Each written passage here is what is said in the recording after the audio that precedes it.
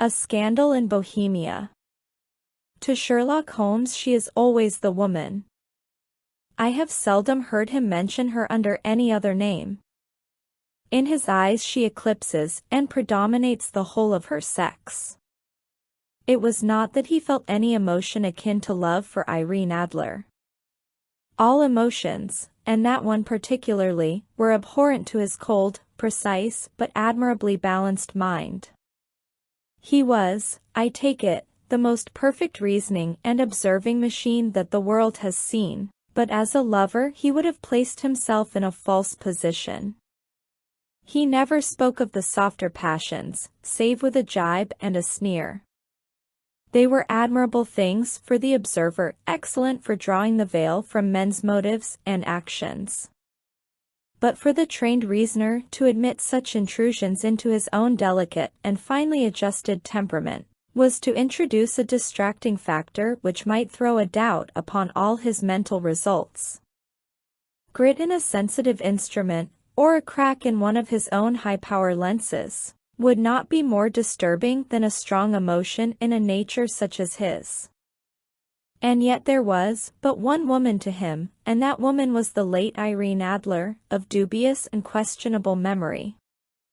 I had seen little of Holmes lately. My marriage had drifted us away from each other.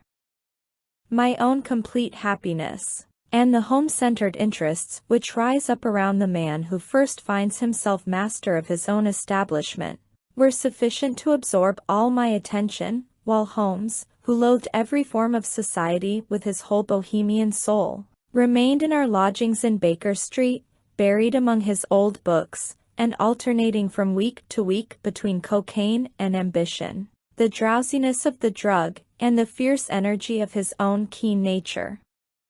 He was still, as ever, deeply attracted by the study of crime, and occupied his immense faculties and extraordinary powers of observation in following out those clues, and clearing up those mysteries which had been abandoned as hopeless by the official police. From time to time I heard some vague account of his doings, of his summons to Odessa in the case of the Trepoff murder, of his clearing up of the singular tragedy of the Atkinson brothers at Trincomalee, and finally of the mission which he had accomplished so delicately and successfully for the reigning family of Holland. Beyond these signs of his activity, however, which I merely shared with all the readers of the daily press, I knew little of my former friend and companion. One night, it was on the 20th of March, 1888, I was returning from a journey to a patient, for I had now returned to civil practice, when my way led me through Baker Street. As I passed the well-remembered door, which must always be associated in my mind with my wooing, and with the dark incidents of the study in scarlet, I was seized with a keen desire to see Holmes again, and to know how he was employing his extraordinary powers. His rooms were brilliantly lit, and, even as I looked up, I saw his tall, spare figure pass twice in a dark silhouette against the blind. He was pacing the room swiftly, eagerly, with his head sunk upon his chest and his hands clasped behind him. To me, who knew his every mood and habit, his attitude and manner told their own story. He was at work again. He had risen out of his drug-created dreams and was hot upon the scent of some new problem. I rang the bell and was shown up to the chamber which had formerly been in part my own. His manner was not effusive. It seldom was, but he was glad, I think, to see me. With hardly a word spoken, but with a kindly eye, he waved me to an armchair, threw across his case of cigars, and indicated a spirit case and a gasogene in the corner. Then he stood before the fire and looked me over in his singular introspective fashion. "Wedlock suits you," he remarked. "I think, Watson, that you have put on 7.5 pounds since I saw you." 7. I answered. "Indeed, I should have thought a little more." "Just a trifle more, I fancy, Watson." And in practice again, I observe. You did not tell me that you intended to go into harness. Then, how do you know? I see it, I deduce it. How do I know that you have been getting yourself very wet lately, and that you have a most clumsy and careless servant girl? My dear Holmes, said I, this is too much.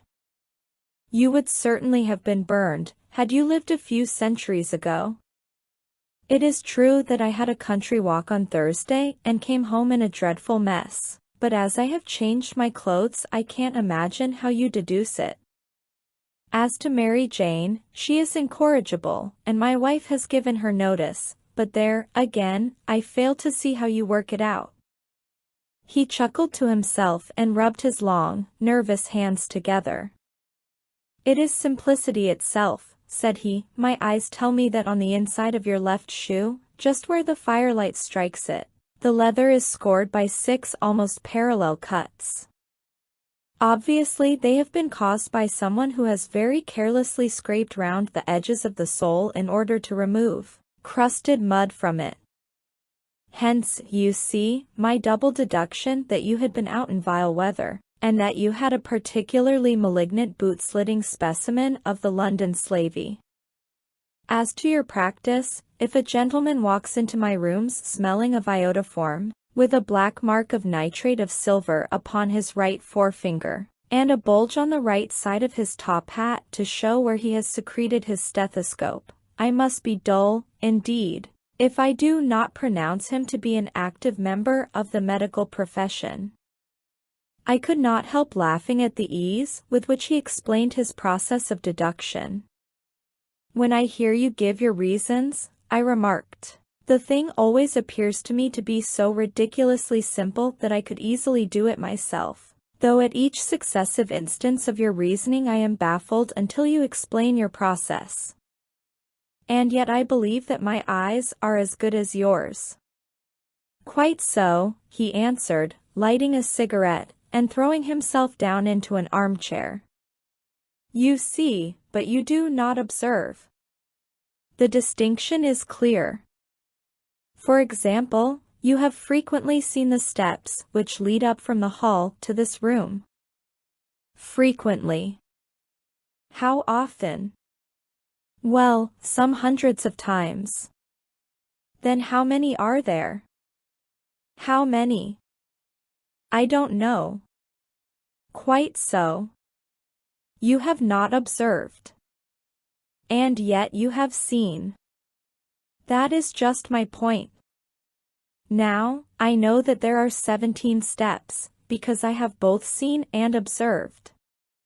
By the way, since you are interested in these little problems, and since you are good enough to chronicle 1 or 2 of my trifling experiences, you may be interested in this. He threw over a sheet of thick, pink-tinted notepaper which had been lying open upon the table. It came by the last post, said he. Read it aloud. The note was undated, and without either signature or address. There will call upon you tonight, at 7:45, it said, a gentleman who desires to consult you upon a matter of the very deepest moment. Your recent services to one of the royal houses of Europe have shown that you are one who may safely be trusted with matters, which are of an importance which can hardly be exaggerated. This account of you we have from all quarters received. Be in your chamber then at that hour, and do not take it amiss if your visitor wear a mask. This is indeed a mystery, I remarked. What do you imagine that it means? I have no data yet. It is a capital mistake to theorize before one has data. Insensibly one begins to twist facts to suit theories, instead of theories to suit facts. But the note itself. What do you deduce from it? I carefully examined the writing, and the paper upon which it was written. The man who wrote it was presumably well-to-do, I remarked, endeavoring to imitate my companion's processes. Such paper could not be bought under 1/2 crown a packet. It is peculiarly strong and stiff. Peculiar, that is the very word, said Holmes. It is not an English paper at all. Hold it up to the light. I did so, and saw a large E, with a small a G, a P, and a large G, with a small a T, woven into the texture of the paper. What do you make of that? Asked Holmes. The name of the maker, no doubt, or his monogram, rather. Not at all. The G, with the small a T, stands for Gesellschaft, which is the German for company. It is a customary contraction like our Co-P, of course, stands for I papier. Now for example. Let us glance at our continental gazetteer. He took down a heavy brown volume from his shelves. Iglo, Eglinitz, here we are, Igria. It is in a German-speaking country, in Bohemia, not far from Carlsbad. Remarkable as being the scene of the death of Wallenstein, and for its numerous glass factories and paper mills. Ha! Ha! My boy, what do you make of that? His eyes sparkled, and he sent up a great blue triumphant cloud from his cigarette. The paper was made in Bohemia, I said. Precisely. And the man who wrote the note is a German. Do you note the peculiar construction of the sentence? This account of you we have from all quarters received. A Frenchman or Russian could not have written that. It is the German who is so uncourteous to his verbs. It only remains, therefore, to discover what is wanted by this German who writes upon Bohemian paper and prefers wearing a mask to showing his face. And here he comes, if I am not mistaken, to resolve all our doubts. As he spoke there was the sharp sound of horses' hoofs and grating wheels against the curb, followed by a sharp pull at the bell. Holmes whistled. A pair, by the sound, said he. Yes, he continued, glancing out of the window. A nice little brougham and a pair of beauties. 150 guineas apiece. There's money in this case, Watson, if there is nothing else. I think that I had better go, Holmes. Not a bit, Doctor. Stay where you are. I am lost without my Boswell. And this promises to be interesting. It would be a pity to miss it. But your client. Never mind him. I may want your help, and so may he. Here he comes. Sit down in that armchair, Doctor, and give us your best attention. A slow and heavy step, which had been heard upon the stairs and in the passage, paused immediately outside the door. Then there was a loud and authoritative tap. Come in, said Holmes. A man entered who could hardly have been less than 6 feet 6 inches in height, with the chest and limbs of a Hercules. His dress was rich with a richness which would, in England, be looked upon as akin to bad taste. Heavy bands of astrakhan were slashed across the sleeves and fronts of his double-breasted coat, while the deep blue cloak which was thrown over his shoulders was lined with flame-colored silk and secured at the neck with a brooch, which consisted of a single flaming barrel. Boots which extended halfway up his calves, and which were trimmed at the tops with rich brown fur, completed the impression of barbaric opulence which was suggested by his whole appearance. He carried a broad-brimmed hat in his hand, while he wore across the upper part of his face, extending down past the cheekbones, a black visored mask, which he had apparently adjusted that very moment, for his hand was still raised to it as he entered. From the lower part of the face he appeared to be a man of strong character, with a thick, hanging lip, and a long, straight chin suggestive of resolution pushed to the length of obstinacy. You had my note, he asked with a deep harsh voice and a strongly marked German accent. I told you that I would call. He looked from one to the other of us, as if uncertain which to address. Pray take a seat, said Holmes. This is my friend and colleague, Dr. Watson, who is occasionally good enough to help me in my cases. Whom have I the honor to address? You may address me as the Count von Kram, a Bohemian nobleman. I understand that this gentleman, your friend, is a man of honor and discretion, whom I may trust with a matter of the most extreme importance. If not, I should much prefer to communicate with you alone.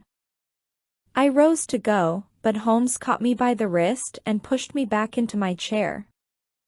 It is both, or none, said he. You may say before this gentleman anything which you may say to me. The Count shrugged his broad shoulders.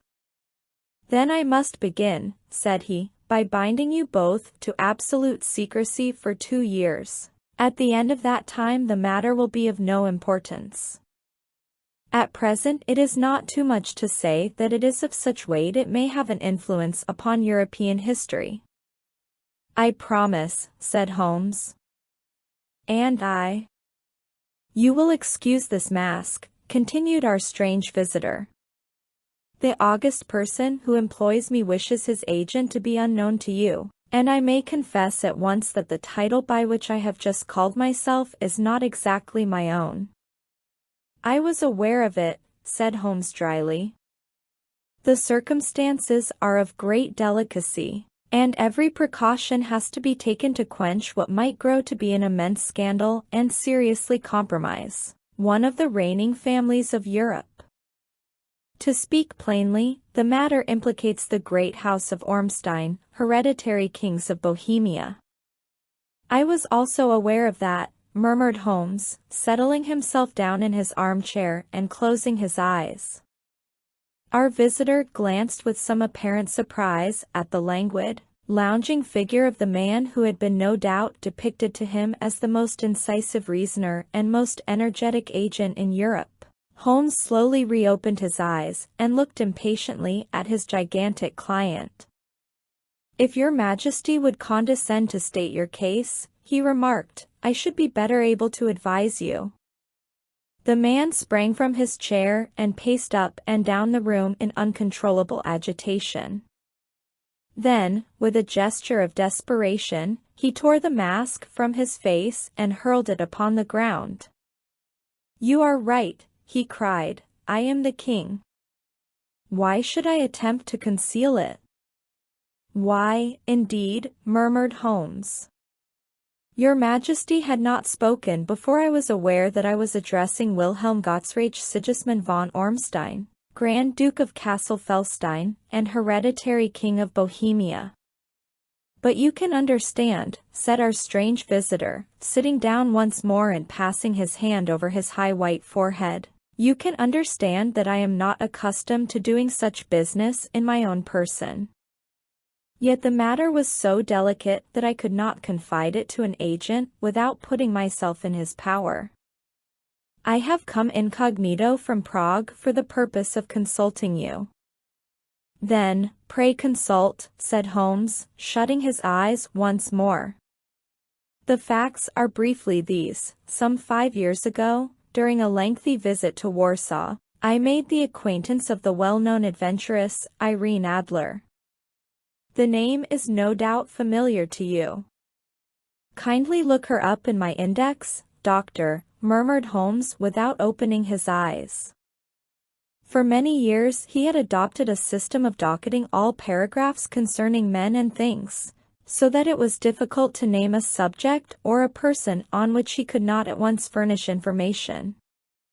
In this case I found her biography sandwiched in between that of a Hebrew rabbi and that of a staff commander who had written a monograph upon the deep-sea fishes.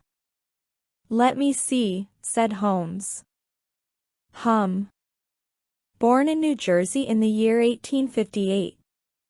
Contralto, La Scala, Prima donna Imperial Opera of Warsaw, yes. Retired from operatic stage. Ha! Living in London, quite so. Your Majesty, as I understand, became entangled with this young person, wrote her some compromising letters, and is now desirous of getting those letters back. Precisely so. But how? Was there a secret marriage?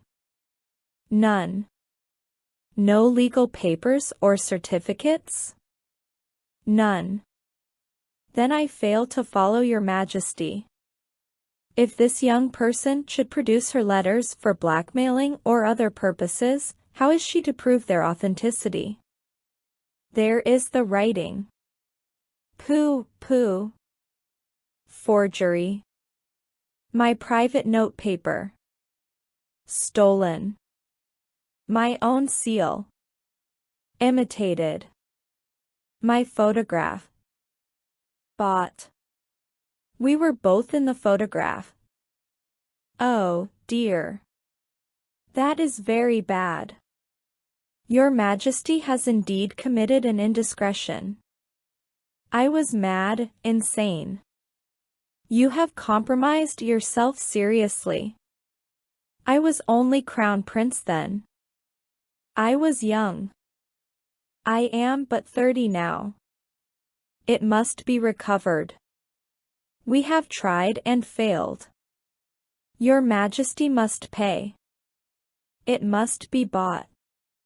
She will not sell. Stolen, then. 5 attempts have been made.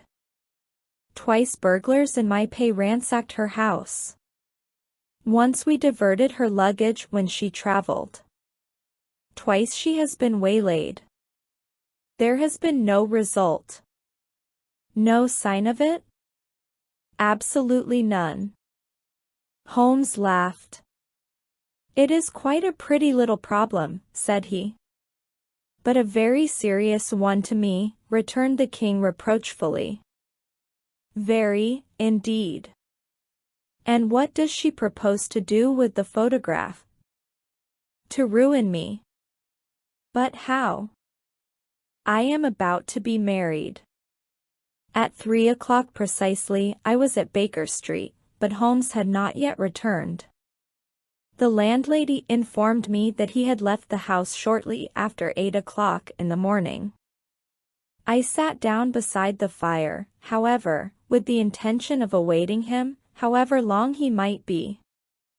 I was already deeply interested in his inquiry, for, though it was surrounded by none of the grim and strange features which were associated with the 2 crimes which I have already recorded, still, the nature of the case and the exalted station of his client gave it a character of its own.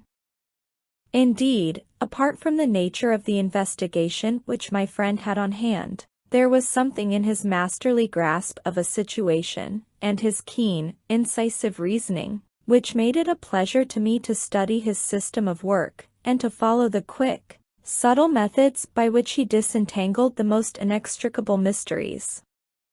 So accustomed was I to his invariable success that the very possibility of his failing had ceased to enter into my head. It was close upon 4 before the door opened, and a drunken-looking groom, ill-kempt and side-whiskered, with an inflamed face and disreputable clothes, walked into the room. Accustomed as I was to my friend's amazing powers in the use of disguises, I had to look 3 times before I was certain that it was indeed he. With a nod he vanished into the bedroom, whence he emerged in 5 minutes tweed-suited and respectable, as of old. Putting his hands into his pockets, he stretched out his legs in front of the fire and laughed heartily for some minutes. Well, really, he cried, and then he choked and laughed again until he was obliged to lie back, limp and helpless, in the chair. What is it? It's quite too funny. I am sure you could never guess how I employed my morning, or what I ended by doing. I can't imagine. I suppose that you have been watching the habits, and perhaps the house, of Miss Irene Adler. Quite so, but the sequel was rather unusual. I will tell you, however. I left the house a little after 8 o'clock this morning in the character of a groom out of work. There is a wonderful sympathy and Freemasonry among horsey men. Be one of them, and you will know all that there is to know. I soon found Briony Lodge.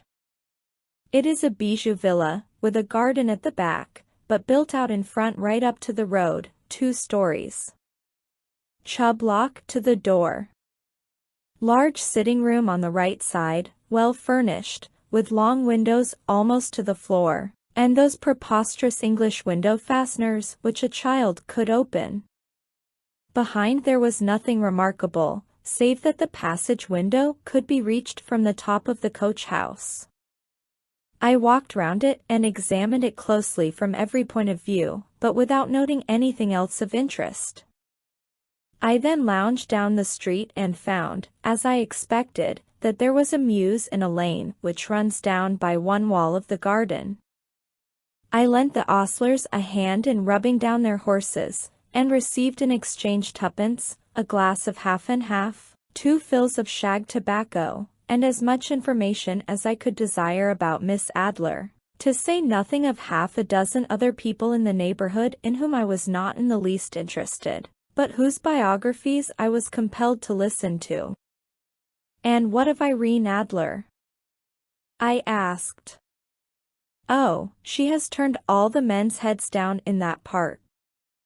She is the daintiest thing under a bonnet on this planet. So say the Serpentine Mews, to a man. She lives quietly, sings at concerts, drives out at 5 every day, and returns at 7 sharp for dinner. Seldom goes out at other times, except when she sings. Has only 1 male visitor, but a good deal of him. He is dark, handsome, and dashing, never calls less than once a day, and often twice. He is a Mr. Godfrey Norton, of the Inner Temple. See the advantages of a cabman as a confidant. They had driven him home a dozen times from Serpentine Mews, and knew all about him. When I had listened to all they had to tell, I began to walk up and down near Briony Lodge once more, and to think over my plan of campaign. This Godfrey Norton was evidently an important factor in the matter. He was a lawyer. That sounded ominous. What was the relation between them, and what the object of his repeated visits? Was she his client, his friend, or his mistress? If the former, she had probably transferred the photograph to his keeping. If the latter, it was less likely. On the issue of this question depended whether I should continue my work at Briony Lodge, or turn my attention to the gentlemen's chambers in the Temple. It was a delicate point, and it widened the field of my inquiry. I fear that I bore you with these details, but I have to let you see my little difficulties, if you are to understand the situation. I am following you closely, I answered. I was still balancing the matter in my mind when a hansom cab drove up to Briony Lodge, and a gentleman sprang out. He was a remarkably handsome man, dark, aquiline, and mustached, evidently the man of whom I had heard.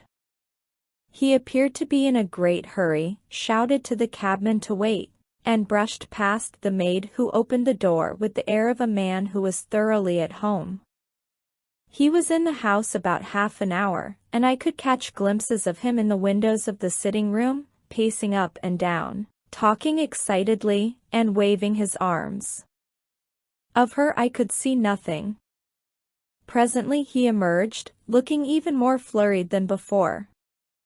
As he stepped up to the cab, he pulled a gold watch from his pocket and looked at it earnestly. "Drive like the devil," he shouted, "first to Gross and Hankey's in Regent Street, and then to the Church of St. Monica in the Edgware Road.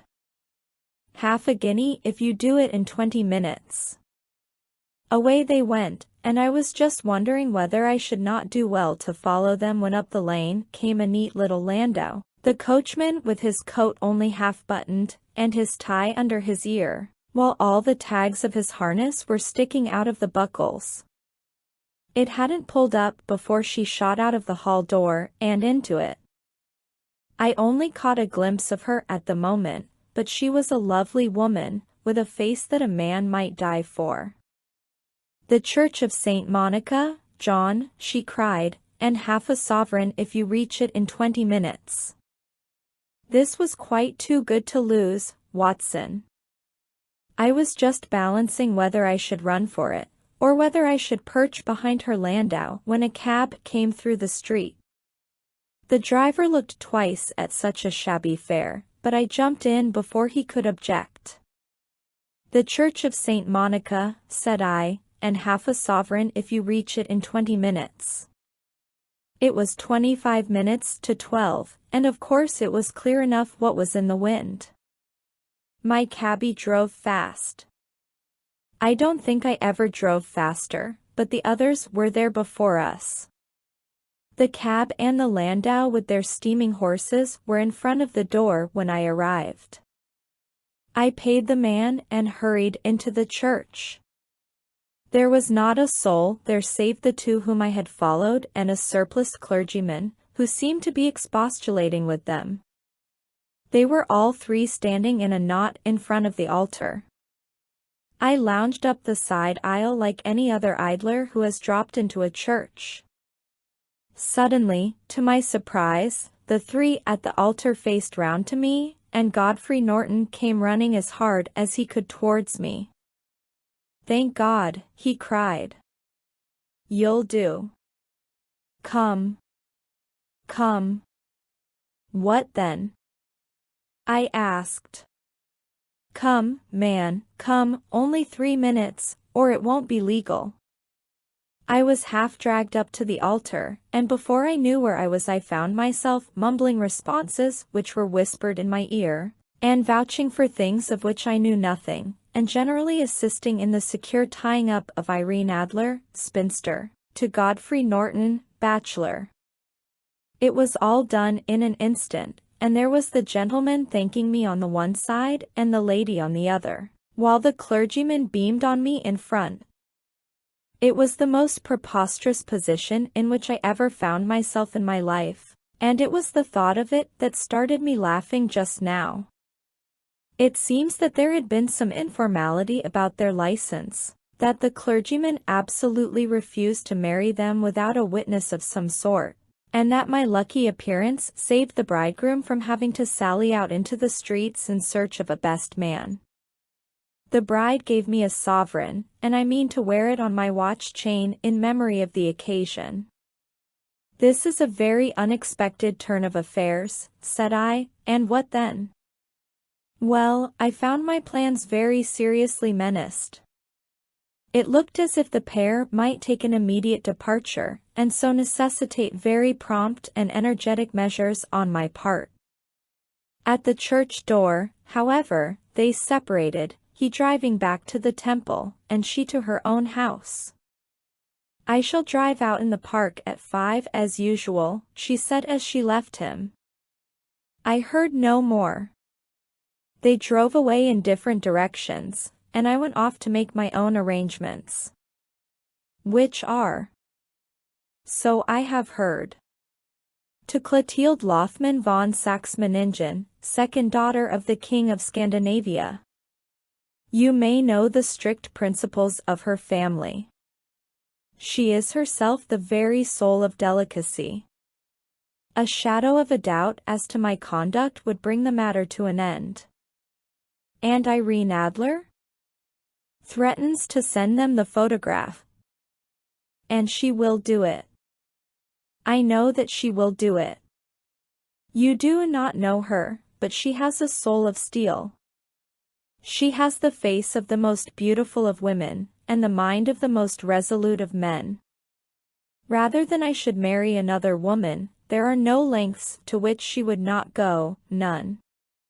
You are sure that she has not sent it yet? I am sure. And why? Because she has said that she would send it on the day when the betrothal was publicly proclaimed. That will be next Monday. Oh, then we have 3 days yet, said Holmes with a yawn. That is very fortunate, as I have 1 or 2 matters of importance to look into just at present. Your Majesty will, of course, stay in London for the present? Certainly. You will find me at the Langham under the name of the Count von Cram. Then I shall drop you a line to let you know how we progress. Pray do so. I shall be all anxiety. Then, as to money? You have carte blanche. Absolutely. I tell you that I would give one of the provinces of my kingdom to have that photograph. And for present expenses? The king took a heavy chamois leather bag from under his cloak and laid it on the table. There are £300 in gold and 700 in notes, he said. Holmes scribbled a receipt upon a sheet of his notebook and handed it to him. And mademoiselle's address, he asked. Is Briony Lodge, Serpentine Avenue, St. John's Wood? Holmes took a note of it. One other question, said he. Was the photograph a cabinet? It was. Then, good night, Your Majesty, and I trust that we shall soon have some good news for you. And good night, Watson, he added, as the wheels of the royal brougham rolled down the street. If you will be good enough to call tomorrow afternoon at 3 o'clock, I should like to chat this little matter over with you. Some cold beef and a glass of beer, he answered, ringing the bell. I have been too busy to think of food, and I am likely to be busier still this evening. By the way, Doctor, I shall want your cooperation. I shall be delighted. You don't mind breaking the law? Not in the least. Nor running a chance of arrest? Not in a good cause. Oh, the cause is excellent. Then I am your man. I was sure that I might rely on you. But what is it you wish? When Mrs. Turner has brought in the tray, I will make it clear to you.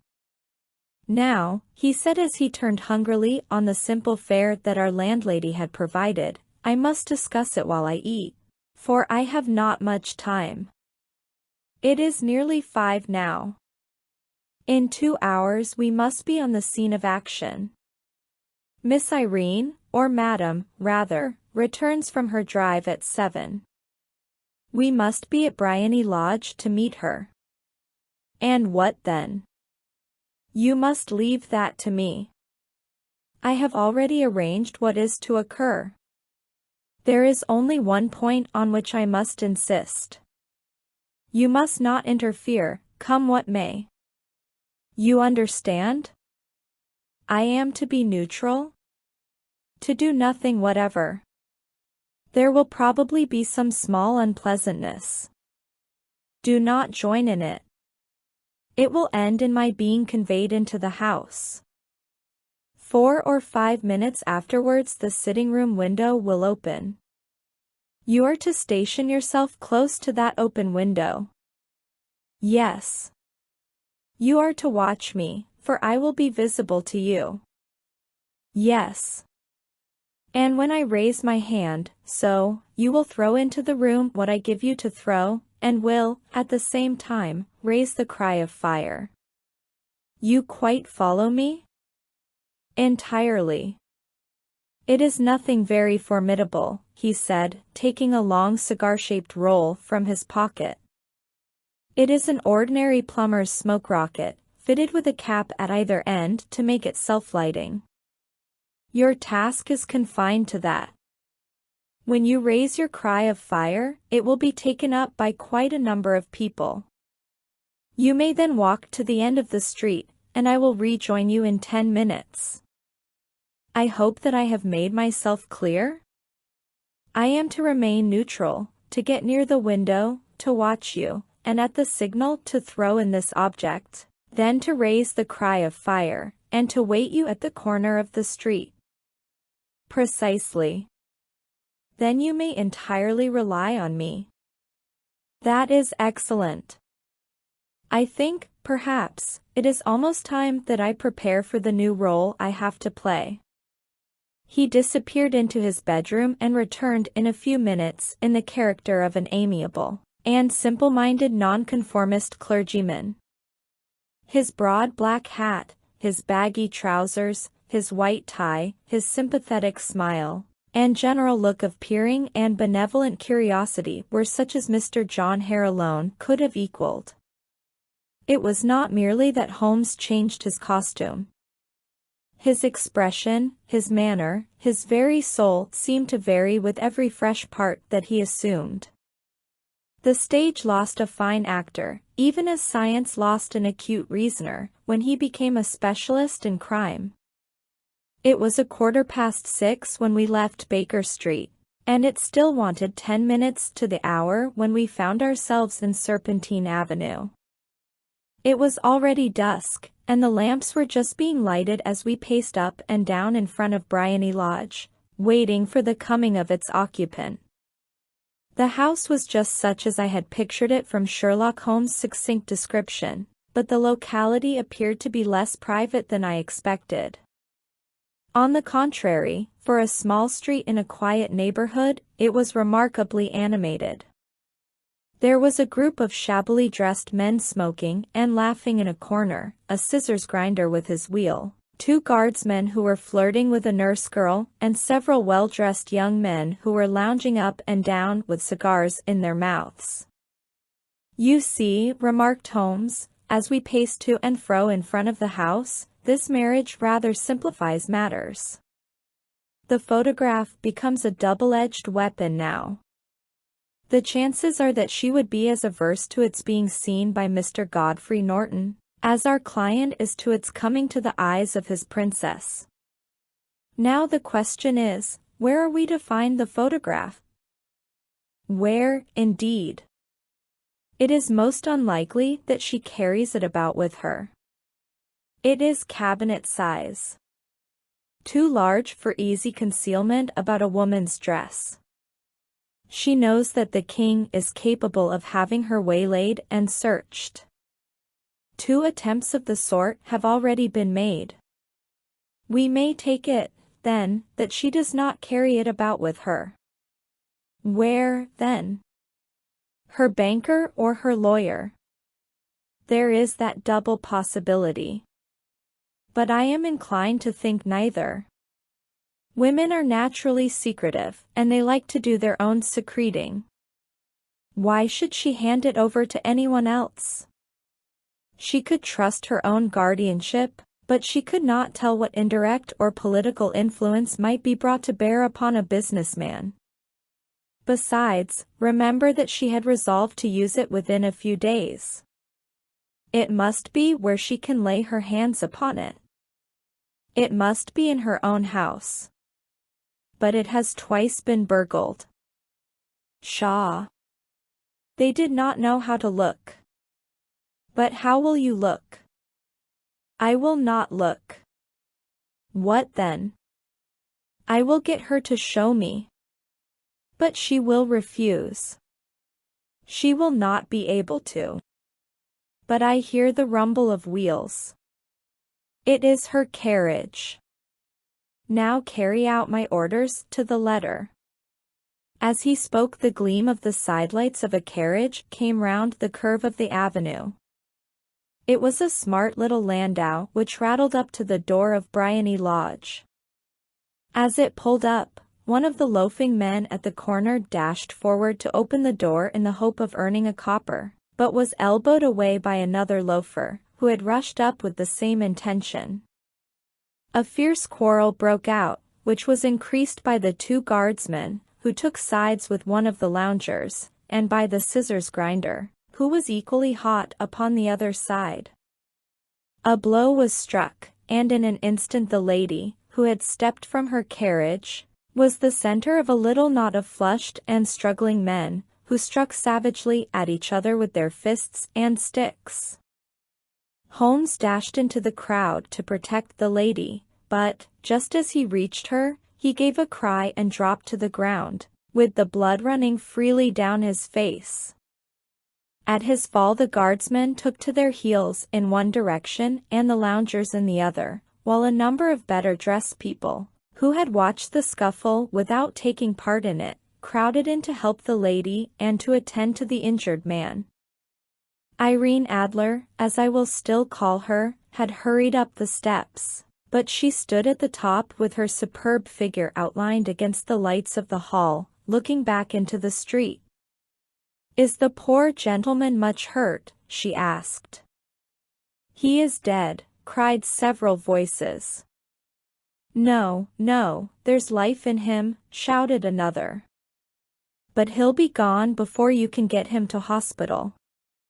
"He's a brave fellow," said a woman. "They would have had the lady's purse and watch if it hadn't been for him. They were a gang, and a rough one, too." Ah. "He's breathing now. He can't lie in the street." "May we bring him in, marm?" "Surely. Bring him into the sitting room. There is a comfortable sofa. This way, please." Slowly and solemnly he was borne into Bryony Lodge and laid out in the principal room, while I still observed the proceedings from my post by the window. The lamps had been lit, but the blinds had not been drawn, so that I could see Holmes as he lay upon the couch. I do not know whether he was seized with compunction at that moment for the part he was playing, but I know that I never felt more heartily ashamed of myself in my life than when I saw the beautiful creature against whom I was conspiring, or the grace and kindliness with which she waited upon the injured man. And yet it would be the blackest treachery to Holmes to draw back now from the part which he had entrusted to me. I hardened my heart, and took the smoke rocket from under my ulster. After all, I thought, we are not injuring her. We are but preventing her from injuring another. Holmes had sat up upon the couch, and I saw him motion like a man who is in need of air. A maid rushed across and threw open the window. At the same instant I saw him raise his hand, and at the signal I tossed my rocket into the room with a cry of "Fire!" The word was no sooner out of my mouth than the whole crowd of spectators, well-dressed and ill, gentlemen, ostlers, and servant maids, joined in a general shriek of "Fire!" Thick clouds of smoke curled through the room and out at the open window. I caught a glimpse of rushing figures, and a moment later the voice of Holmes from within assuring them that it was a false alarm. Slipping through the shouting crowd, I made my way to the corner of the street, and in 10 minutes was rejoiced to find my friend's arm in mine, and to get away from the scene of uproar. He walked swiftly and in silence for some few minutes until we had turned down one of the quiet streets which lead towards the Edgware Road. "You did it very nicely, Doctor," he remarked. "Nothing could have been better. It is all right. You have the photograph?" "I know where it is." "And how did you find out?" "She showed me, as I told you she would." "I am still in the dark." "I do not wish to make a mystery," said he, laughing. "The matter was perfectly simple. You, of course, saw that everyone in the street was an accomplice. They were all engaged for the evening. I guessed as much. Then, when the row broke out, I had a little moist red paint in the palm of my hand. I rushed forward, fell down, clapped my hand to my face, and became a piteous spectacle. It is an old trick. That also I could fathom. Then they carried me in. She was bound to have me in. What else could she do? And into her sitting room, which was the very room which I suspected. It lay between that and her bedroom, and I was determined to see which. They laid me on a couch, I motioned for air, they were compelled to open the window, and you had your chance. How did that help you? It was all important. When a woman thinks that her house is on fire, her instinct is at once to rush to the thing which she values most. It is a perfectly overpowering impulse, and I have more than once taken advantage of it. In the case of the Darlington substitution scandal, it was of use to me, and also in the Arnsworth Castle business. A married woman grabs at her baby, an unmarried one reaches for her jewel box. Now it was clear to me that Our Lady of today had nothing in the house more precious to her than what we are in quest of. She would rush to secure it. The alarm of fire was admirably done. The smoke and shouting were enough to shake nerves of steel. She responded beautifully. The photograph is in a recess behind a sliding panel just above the right bell pull. She was there in an instant, and I caught a glimpse of it as she half drew it out. When I cried out that it was a false alarm, she replaced it, glanced at the rocket, rushed from the room, and I have not seen her since. I rose, and, making my excuses, escaped from the house. I hesitated whether to attempt to secure the photograph at once, but the coachman had come in, and as he was watching me narrowly, it seemed safer to wait. A little over-precipitance may ruin all. And now? I asked. Our quest is practically finished. I shall call with the king tomorrow, and with you, if you care to come with us. We will be shown into the sitting room to wait for the lady, but it is probable that when she comes she may find neither us nor the photograph. It might be a satisfaction to His Majesty to regain it with his own hands. And when will you call? At 8 in the morning. She will not be up, so that we shall have a clear field. Besides, we must be prompt, for this marriage may mean a complete change in her life and habits. I must wire to the king without delay. We had reached Baker Street and had stopped at the door. He was searching his pockets for the key when someone passing said, "Good night, Mr. Sherlock Holmes." There were several people on the pavement at the time, but the greeting appeared to come from a slim youth in an ulster who had hurried by. "I've heard that voice before," said Holmes, staring down the dimly lit street. "Now, I wonder who the deuce that could have been." I slept at Baker Street that night, and we were engaged upon our toast and coffee in the morning when the King of Bohemia rushed into the room. "You have really got it," he cried, grasping Sherlock Holmes by either shoulder and looking eagerly into his face. "Not yet." "But you have hopes?" "I have hopes." "Then, come." I am all impatience to be gone. "We must have a cab." "No, my brougham is waiting." "Then that will simplify matters." We descended and started off once more for Briony Lodge. "Irene Adler is married," remarked Holmes. "Married? When?" "Yesterday." "But to whom?" "To an English lawyer named Norton." "But she could not love him." "I am in hopes that she does." "And why in hopes?" "Because it would spare your Majesty all fear of future annoyance. If the lady loves her husband, she does not love your Majesty. If she does not love your Majesty, there is no reason why she should interfere with your Majesty's plan." "It is true." "And yet—" "Well, I wish she had been of my own station. What a queen she would have made." He relapsed into a moody silence, which was not broken until we drew up in Serpentine Avenue. The door of Briony Lodge was open, and an elderly woman stood upon the steps. She watched us with a sardonic eye as we stepped from the brougham. "Mr. Sherlock Holmes, I believe," said she. "I am Mr. Holmes," answered my companion, looking at her with a questioning and rather startled gaze. Indeed. My mistress told me that you were likely to call.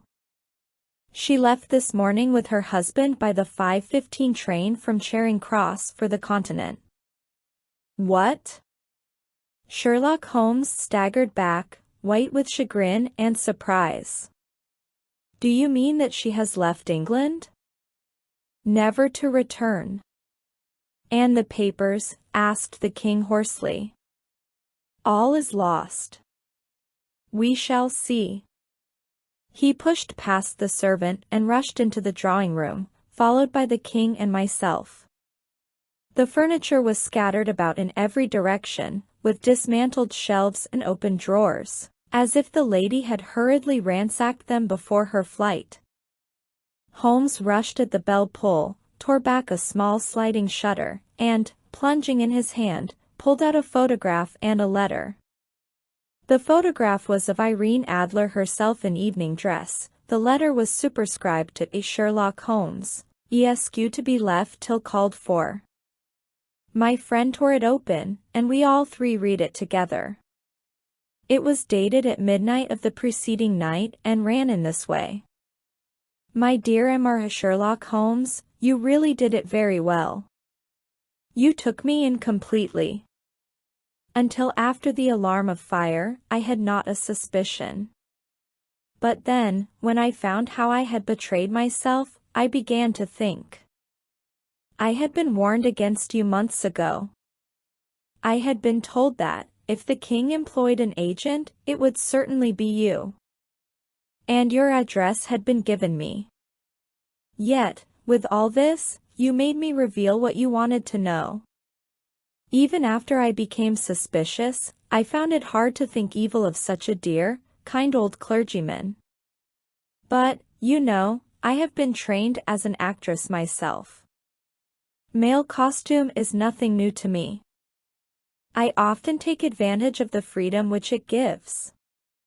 I sent John, the coachman, to watch you, ran upstairs, got into my walking clothes, as I call them, and came down just as you departed. Well, I followed you to your door, and so made sure that I was really an object of interest to the celebrated Mr. Sherlock Holmes. Then I, rather imprudently, wished you good night, and started for the temple to see my husband. We both thought the best resource was flight, when pursued by so formidable an antagonist, so you will find the nest empty when you call tomorrow. As to the photograph, your client may rest in peace. I love and am loved by a better man than he. The king may do what he will without hindrance from one whom he has cruelly wronged. I keep it only to safeguard myself, and to preserve a weapon which will always secure me from any steps which he might take in the future. I leave a photograph which he might care to possess, and I remain, dear Mr. Sherlock Holmes, very truly yours, Irene Norton, née Adler. What a woman, oh, what a woman, cried the King of Bohemia, when we had all three read this epistle. Did I not tell you how quick and resolute she was? Would she not have made an admirable queen? Is it not a pity that she was not on my level? From what I have seen of the lady, she seems, indeed, to be on a very different level to your Majesty, said Holmes coldly. I am sorry that I have not been able to bring your Majesty's business to a more successful conclusion. On the contrary, my dear sir, cried the king, nothing could be more successful. I know that her word is inviolate. The photograph is now as safe as if it were in the fire. I am glad to hear your Majesty say so. I am immensely indebted to you. Pray tell me in what way I can reward you. This ring, he slipped an emerald snake ring from his finger and held it out upon the palm of his hand. Your Majesty has something which I should value even more highly, said Holmes. You have but to name it. This photograph. The king stared at him in amazement. "Irene's photograph?" he cried. "Certainly, if you wish it." "I thank your majesty." "Then there is no more to be done in the matter. I have the honor to wish you a very good morning." He bowed, and, turning away without observing the hand which the king had stretched out to him, he set off in my company for his chambers. And that was how a great scandal threatened to affect the kingdom of Bohemia, and how the best plans of Mr. Sherlock Holmes were beaten by a woman's wit. He used to make merry over the cleverness of women, but I have not heard him do it of late. And when he speaks of Irene Adler, or when he refers to her photograph, it is always under the honorable title of the woman. Adventure 2. The Red-Headed League. I had called upon my friend, Mr. Sherlock Holmes, one day in the autumn of last year and found him in deep conversation with a very stout, florid-faced, elderly gentleman with fiery red hair. With an apology for my intrusion, I was about to withdraw when Holmes pulled me abruptly into the room and closed the door behind me. "You could not possibly have come at a better time, my dear Watson," he said cordially. "I was afraid that you were engaged."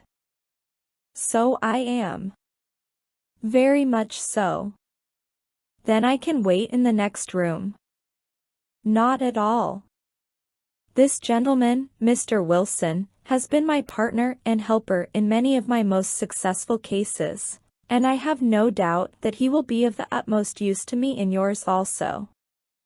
The stout gentleman half rose from his chair and gave a bob of greeting, with a quick little questioning glance from his small fat encircled eyes. "Try the settee," said Holmes, relapsing into his armchair and putting his fingertips together, as was his custom when in judicial moods. "I know, my dear Watson, that you share my love of all that is bizarre and outside the conventions and humdrum routine of everyday life. You have shown your relish for it by the enthusiasm which has prompted you to chronicle, and, if you will excuse my saying so, somewhat to embellish so many of my own little adventures. Your cases have indeed been of the greatest interest to me," I observed.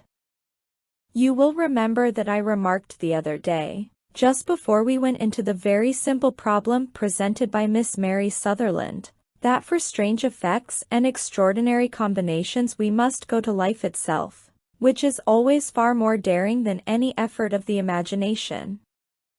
A proposition which I took the liberty of doubting. You did, Doctor, but none the less you must come round to my view, for otherwise I shall keep on piling fact upon fact on you until your reason breaks down under them and acknowledges me to be right. Now, Mr. Jabez Wilson here has been good enough to call upon me this morning, and to begin a narrative which promises to be one of the most singular which I have listened to for some time. You have heard me remark that the strangest and most unique things are very often connected not with the larger but with the smaller crimes, and occasionally, indeed, where there is room for doubt whether any positive crime has been committed. As far as I have heard, it is impossible for me to say whether the present case is an instance of crime or not, but the course of events is certainly among the most singular that I have ever listened to. Perhaps, Mr. Wilson, you would have the great kindness to recommence your narrative. I ask you not merely because my friend Dr. Watson has not heard the opening part, but also because the peculiar nature of the story makes me anxious to have every possible detail from your lips. As a rule, when I have heard some slight indication of the course of events, I am able to guide myself by the thousands of other similar cases which occur to my memory. In the present instance I am forced to admit that the facts are, to the best of my belief, unique. The portly client puffed out his chest with an appearance of some little pride and pulled a dirty and wrinkled newspaper from the inside pocket of his greatcoat. As he glanced down the advertisement column, with his head thrust forward and the paper flattened out upon his knee, I took a good look at the man and endeavored, after the fashion of my companion, to read the indications which might be presented by his dress or appearance. I did not gain very much, however, by my inspection. Our visitor bore every mark of being an average commonplace British tradesman, obese, pompous, and slow. He wore rather baggy grey shepherd's check trousers, a not over-clean black frock coat, unbuttoned in the front, and a drab waistcoat with a heavy brassy Albert chain, and a square pierced bit of metal dangling down as an ornament. A frayed top hat and a faded brown overcoat with a wrinkled velvet collar lay upon a chair beside him.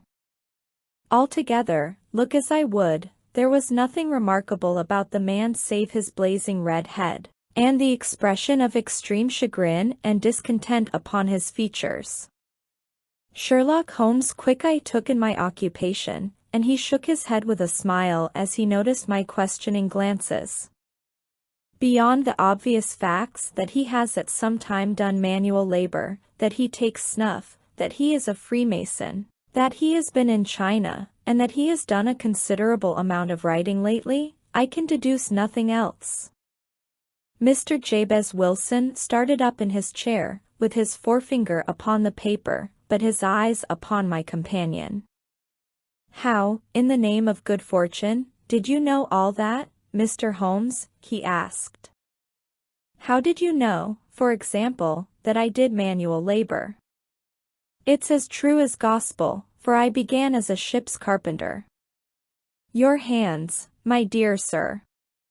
Your right hand is quite a size larger than your left. You have worked with it, and the muscles are more developed." "Well, the snuff, then, and the Freemasonry?" "I won't insult your intelligence by telling you how I read that, especially as, rather against the strict rules of your order, you use an arc and compass breastpin." Ah. "Of course, I forgot that. But the writing? What else can be indicated by that right cuff so very shiny for 5 inches, and the left one with the smooth patch near the elbow where you rested upon the desk?"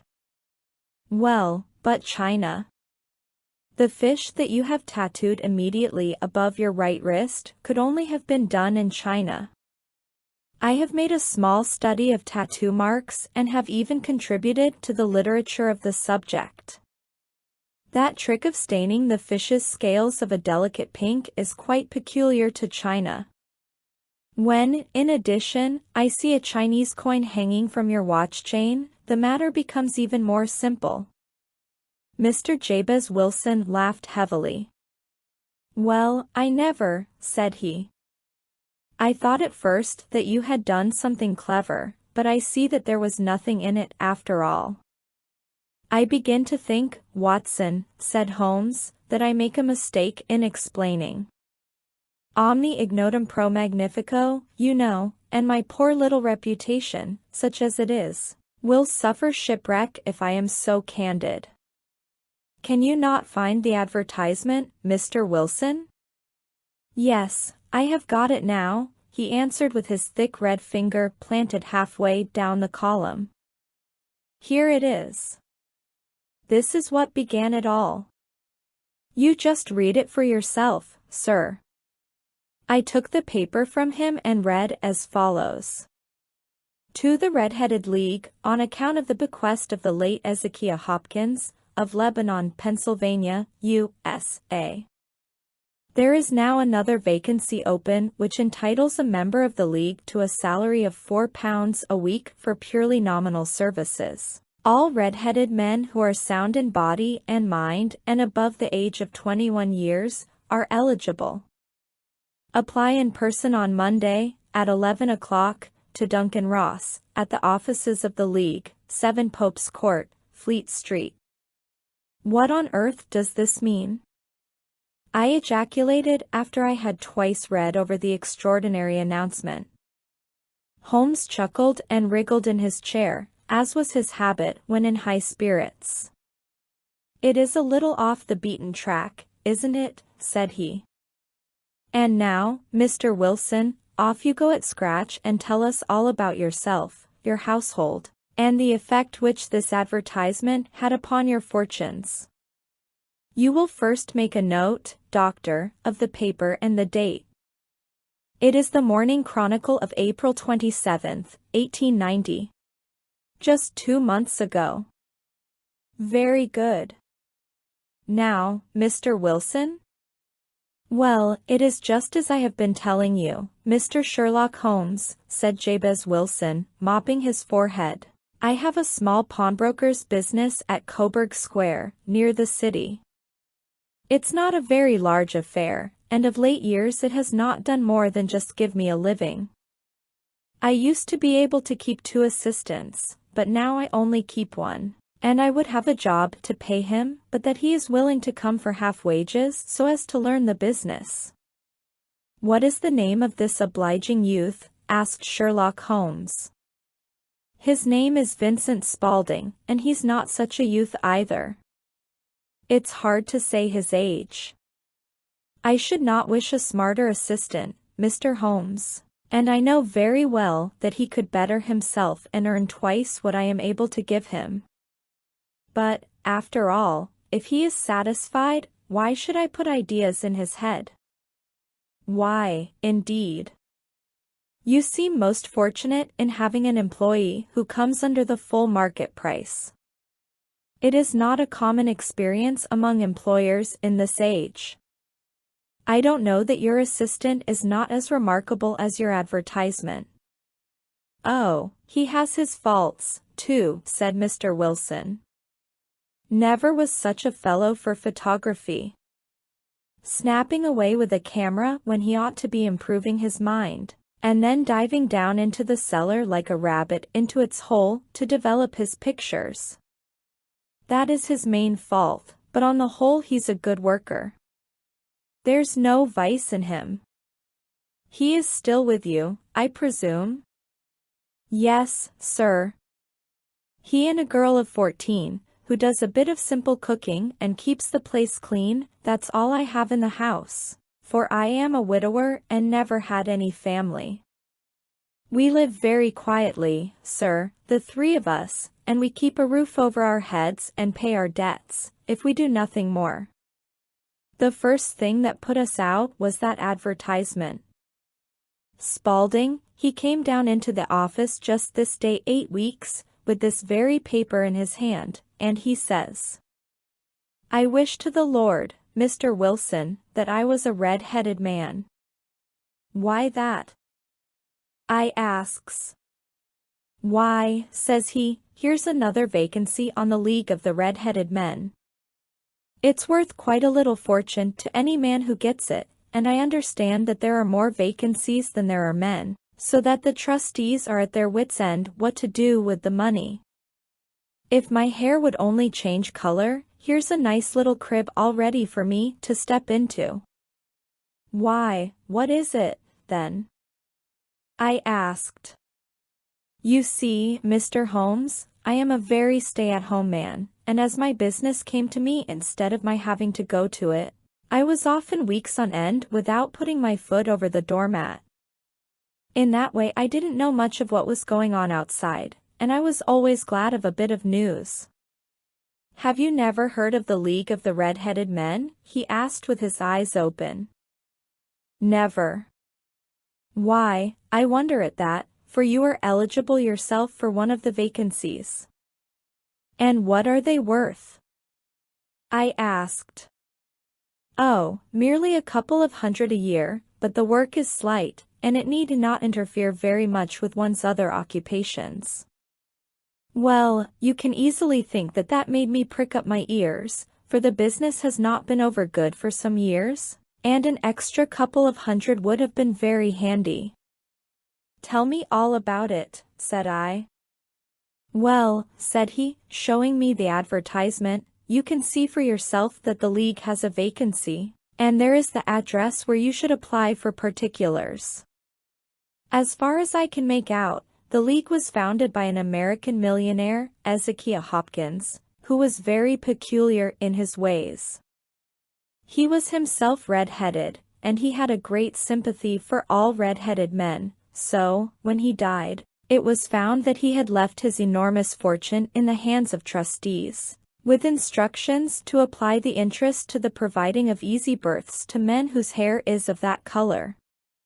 From all I hear, it is splendid pay and very little to do.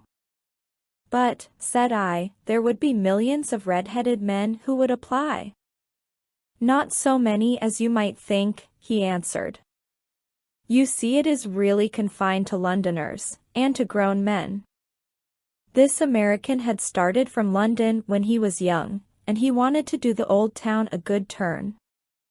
Then, again, I have heard it is no use your applying if your hair is light red, or dark red, or anything but real bright, blazing, fiery red. Now, if you cared to apply, Mr. Wilson, you would just walk in, but perhaps it would hardly be worth your while to put yourself out of the way for the sake of a few £100.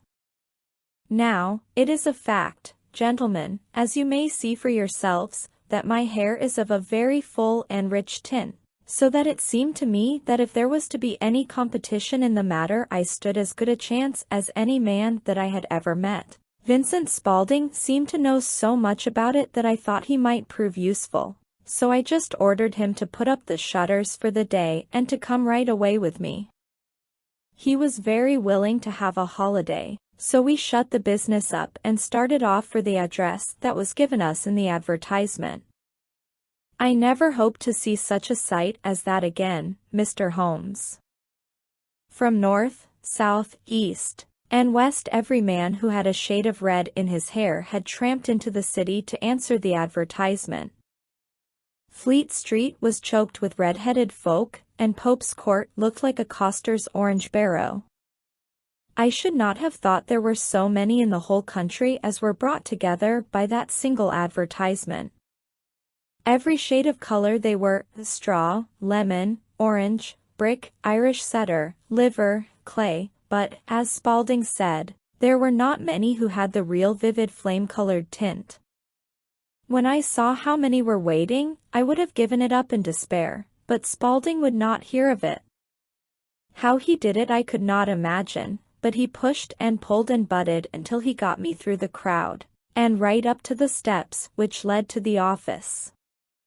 There was a double stream upon the stair, some going up in hope, and some coming back dejected, but we wedged in as well as we could and soon found ourselves in the office. Your experience has been a most entertaining one, remarked Holmes as his client paused and refreshed his memory with a huge pinch of snuff. Pray continue your very interesting statement. There was nothing in the office but a couple of wooden chairs and a deal table, behind which sat a small man with a head that was even redder than mine. He said a few words to each candidate as he came up, and then he always managed to find some fault in them which would disqualify them. Getting a vacancy did not seem to be such a very easy matter, after all. However, when our turn came, the little man was much more favorable to me than to any of the others, and he closed the door as we entered, so that he might have a private word with us. "This is Mr. Jabez Wilson," said my assistant, "and he is willing to fill a vacancy in the League." "And he is admirably suited for it," the other answered. "He has every requirement. I cannot recall when I have seen anything so fine." He took a step backward, cocked his head on one side, and gazed at my hair until I felt quite bashful. Then suddenly he plunged forward, wrung my hand, and congratulated me warmly on my success. "It would be injustice to hesitate," said he. "You will, however, I am sure, excuse me for taking an obvious precaution." With that he seized my hair in both his hands, and tugged until I yelled with the pain. "There is water in your eyes," said he as he released me. "I perceive that all is as it should be. But we have to be careful, for we have twice been deceived by wigs and once by paint. I could tell you tales of cobbler's wax, which would disgust you with human nature." He stepped over to the window and shouted through it at the top of his voice that the vacancy was filled. A groan of disappointment came up from below, and the folk all trooped away in different directions until there was not a red head to be seen except my own and that of the manager. "My name," said he, "is Mr. Duncan Ross, and I am myself one of the pensioners upon the fund left by our noble benefactor. Are you a married man, Mr. Wilson? Have you a family?" I answered that I had not. His face fell immediately. "Dear me," he said gravely, "that is very serious indeed. I am sorry to hear you say that." The fund was, of course, for the propagation and spread of the redheads as well as for their maintenance. "It is exceedingly unfortunate that you should be a bachelor." My face lengthened at this, Mr. Holmes, for I thought that I was not to have the vacancy after all. But after thinking it over for a few minutes he said that it would be all right. "In the case of another," said he, "the objection might be fatal, but we must stretch a point in favor of a man with such a head of hair as yours. When shall you be able to enter upon your new duties?" "Well, it is a little awkward, for I have a business already," said I. "Oh, never mind about that, Mr. Wilson," said Vincent Spaulding. "I should be able to look after that for you." "What would be the hours?" I asked. 10 to 2. Now a pawnbroker's business is mostly done of an evening, Mr. Holmes, especially Thursday and Friday evening, which is just before payday, so it would suit me very well to earn a little in the mornings. Besides, I knew that my assistant was a good man, and that he would see to anything that turned up. "That would suit me very well," said I. "And the pay?" "Is £4 a week." "And the work?" "Is purely nominal." "What do you call purely nominal?" "Well, you have to be in the office, or at least in the building, the whole time. If you leave, you forfeit your whole position forever. The will is very clear upon that point. You don't comply with the conditions if you budge from the office during that time. It's only 4 hours a day, and I should not think of leaving," said I. "No excuse will avail," said Mr. Duncan Ross, "neither sickness nor business nor anything else. There you must stay, or you lose your billet." "And the work?" "Is to copy out the Encyclopedia Britannica. There is the first volume of it in that press. You must find your own ink, pens, and blotting paper, but we provide this table and chair. Will you be ready tomorrow?" "Certainly," I answered. "Then, good Bye. Mr. Jabez Wilson, and let me congratulate you once more on the important position which you have been fortunate enough to gain." He bowed me out of the room and I went home with my assistant, hardly knowing what to say or do. I was so pleased at my own good fortune. Well, I thought over the matter all day, and by evening I was in low spirits again, for I had quite persuaded myself that the whole affair must be some great hoax or fraud, though what its object might be I could not imagine. It seemed altogether past belief that anyone could make such a will, or that they would pay such a sum for doing anything so simple as copying out the Encyclopedia Britannica. Vincent Spaulding did what he could to cheer me up, but by bedtime I had reasoned myself out of the whole thing.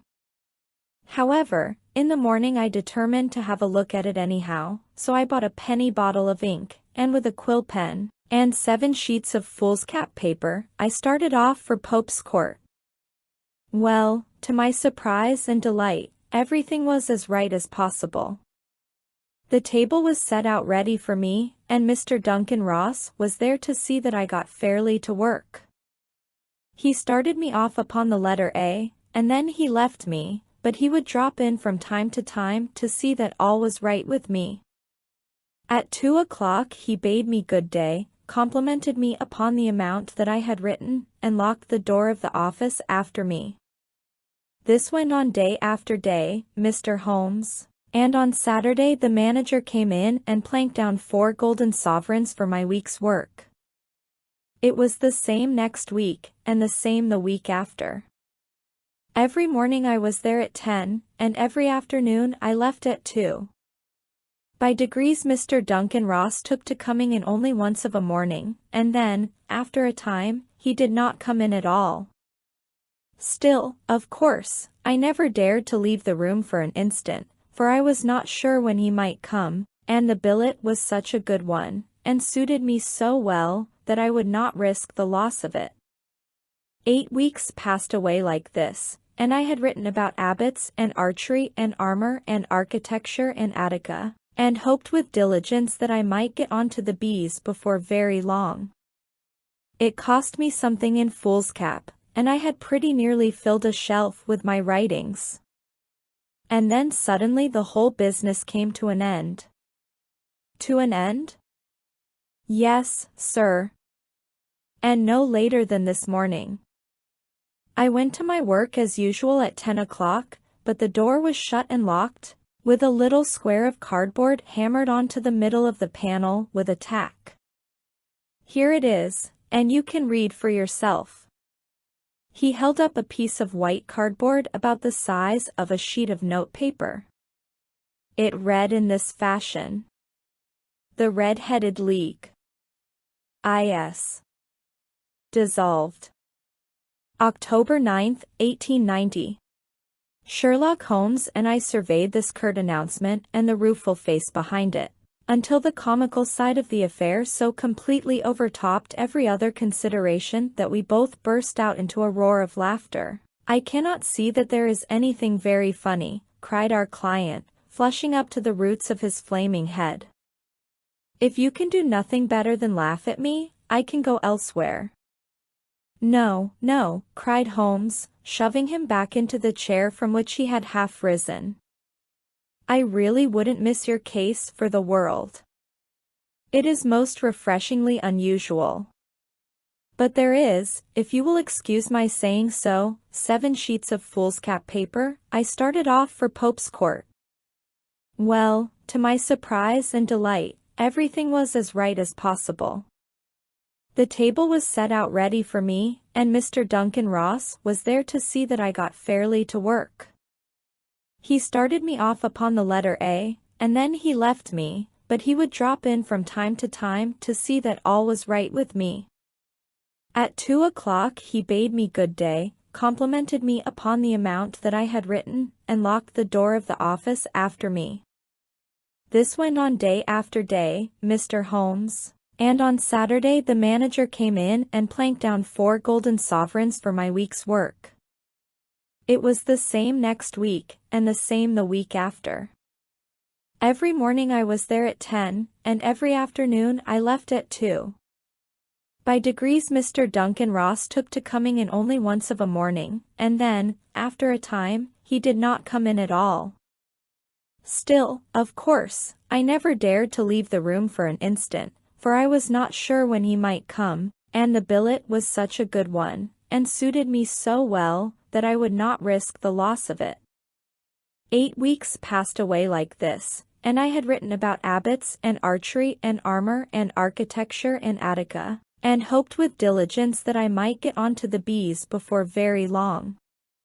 It cost me something in foolscap, and I had pretty nearly filled a shelf with my writings. And then suddenly the whole business came to an end. To an end? Yes, sir. And no later than this morning. I went to my work as usual at 10 o'clock, but the door was shut and locked, with a little square of cardboard hammered onto the middle of the panel with a tack. Here it is, and you can read for yourself. He held up a piece of white cardboard about the size of a sheet of notepaper. It read in this fashion: The Red-Headed League. Iehis. Dissolved. October 9, 1890. Sherlock Holmes and I surveyed this curt announcement and the rueful face behind it, until the comical side of the affair so completely overtopped every other consideration that we both burst out into a roar of laughter. I cannot see that there is anything very funny, cried our client, flushing up to the roots of his flaming head. If you can do nothing better than laugh at me, I can go elsewhere. No, no, cried Holmes, shoving him back into the chair from which he had half risen. I really wouldn't miss your case for the world. It is most refreshingly unusual. But there is, if you will excuse my saying so, something just a little funny about it. Pray, what steps did you take when you found the card upon the door? I was staggered, sir. I did not know what to do. Then I called at the offices round, but none of them seemed to know anything about it. Finally, I went to the landlord, who is an accountant living on the ground floor, and I asked him if he could tell me what had become of the red-headed league. He said that he had never heard of any such body. Then I asked him who Mr. Duncan Ross was. He answered that the name was new to him. Well, said I, the gentleman at number 4. What, the red-headed man? Yes. Oh, said he, his name was William Morris. He was a solicitor and was using my room as a temporary convenience until his new premises were ready. He moved out yesterday. Where could I find him? Oh, at his new offices. He did tell me the address. Yes, 17, King Edward Street, near St. Paul's. I started off, Mr. Holmes, but when I got to that address it was a manufactory of artificial kneecaps, and no one in it had ever heard of either Mr. William Morris or Mr. Duncan Ross. And what did you do then? Asked Holmes. I went home to Saxe-Coburg Square, and I took the advice of my assistant. But he could not help me in any way. He could only say that if I waited I should hear by post. But that was not quite good enough, Mr. Holmes. I did not wish to lose such a place without a struggle, so, as I had heard that you were good enough to give advice to poor folk who were in need of it, I came right away to you. And you did very wisely, said Holmes. Your case is an exceedingly remarkable one, and I shall be happy to look into it. From what you have told me I think that it is possible that graver issues hang from it than might at first sight appear. Grave enough, said Mr. Jabez Wilson. Why, I have lost £4 a week.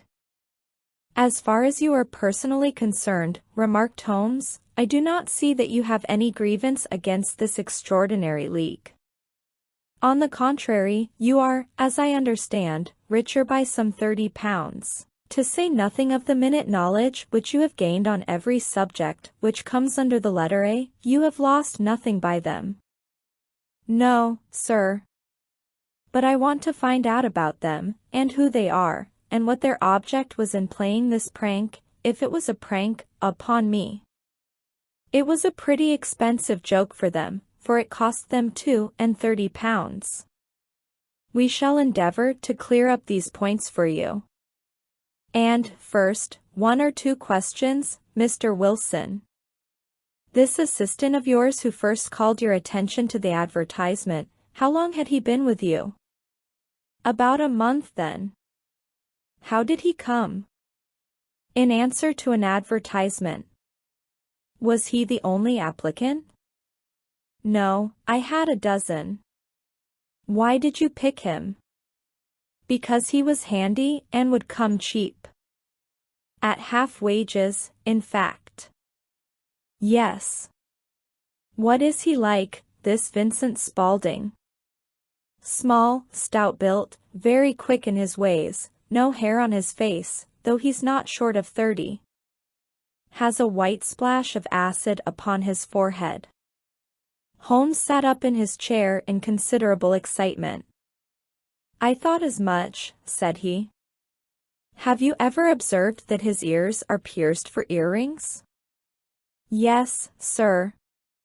He told me that a gypsy had done it for him when he was a lad. Said Holmes, sinking back in deep thought. He is still with you? Oh, yes, sir, I have only just left him.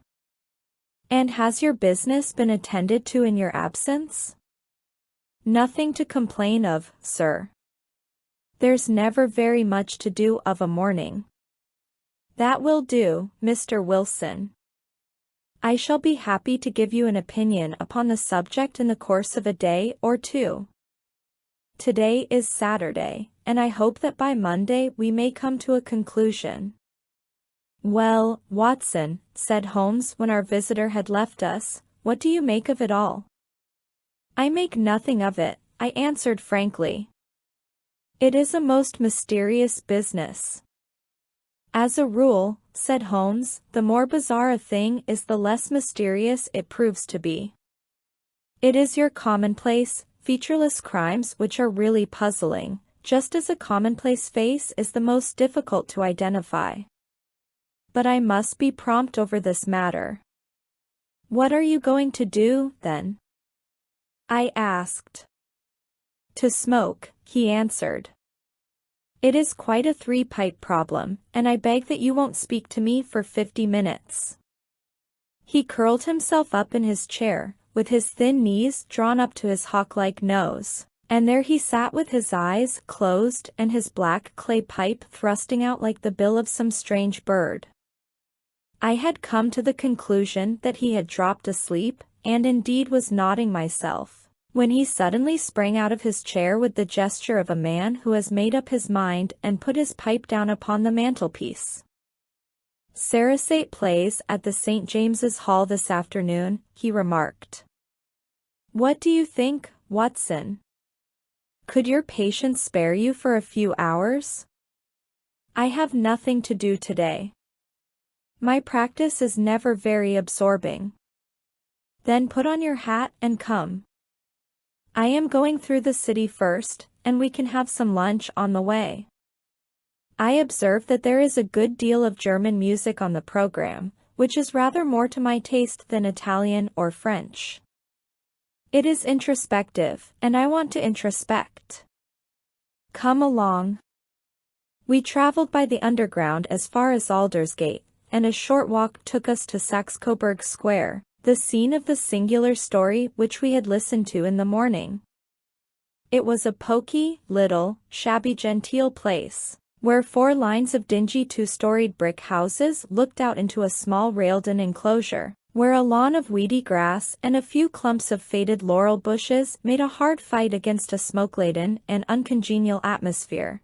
3 gilt balls and a brown board with Jabez Wilson, in white letters, upon a corner house, announced the place where our red-headed client carried on his business. Sherlock Holmes stopped in front of it with his head on one side and looked it all over, with his eyes shining brightly between the houses. Finally he returned to the pawnbroker's, and, having thumped vigorously upon the pavement with his stick 2 or 3 times, he went up to the door and knocked. It was instantly opened by a bright-looking, clean-shaven young fellow, who asked him to step in. "Thank you," said Holmes. "I only wished to ask you how you would go from here to the Strand." "Third right, fourth left," answered the assistant promptly, closing the door. "Smart fellow, that," observed Holmes as we walked away. "He is, in my judgment, the 4th smartest man in London, and for daring I am not sure that he has not a claim to be 3rd. I have known something of him before." "Evidently," said I, "Mr. Wilson's assistant counts for a good deal in this mystery of the Red-Headed League. I am sure that you inquired your way merely in order that you might see him." "Not him." "What then?" "The knees of his trousers." "And what did you see?" "What I expected to see." "Why did you beat the pavement?" "My dear doctor, this is a time for observation, not for talk. We are spies in an enemy's country. We know something of Saxe-Coburg Square. Let us now explore the parts which lie behind it. The road in which we found ourselves as we turned round the corner from the retired Saxe-Coburg Square presented as great a contrast to it as the front of a picture does to the back. It was one of the main arteries which conveyed the traffic of the city to the north and west. The roadway was blocked with the immense stream of commerce flowing in a double tide inward and outward, while the footpaths were black with the hurrying swarm of pedestrians. It was difficult to realize as we looked at the line of fine shops and stately business premises, that they really abutted on the other side upon the faded and stagnant square which we had just quitted. "Let me see," said Holmes, standing at the corner and glancing along the line. "I should like just to remember the order of the houses here. It is a hobby of mine to have an exact knowledge of London. There is Mortimer's, the tobacconist, the little newspaper shop, the Coburg branch of the City and Suburban Bank, the vegetarian restaurant, and McFarlane's carriage building depot. That carries us right on to the other block. And now, Doctor, we've done our work, so it's time we had some play. A sandwich and a cup of coffee, and then off to Violinland, where all is sweetness and delicacy and harmony, and there are no red-headed clients to vex us with their conundrums." My friend was an enthusiastic musician, being himself not only a very capable performer but a composer of no ordinary merit.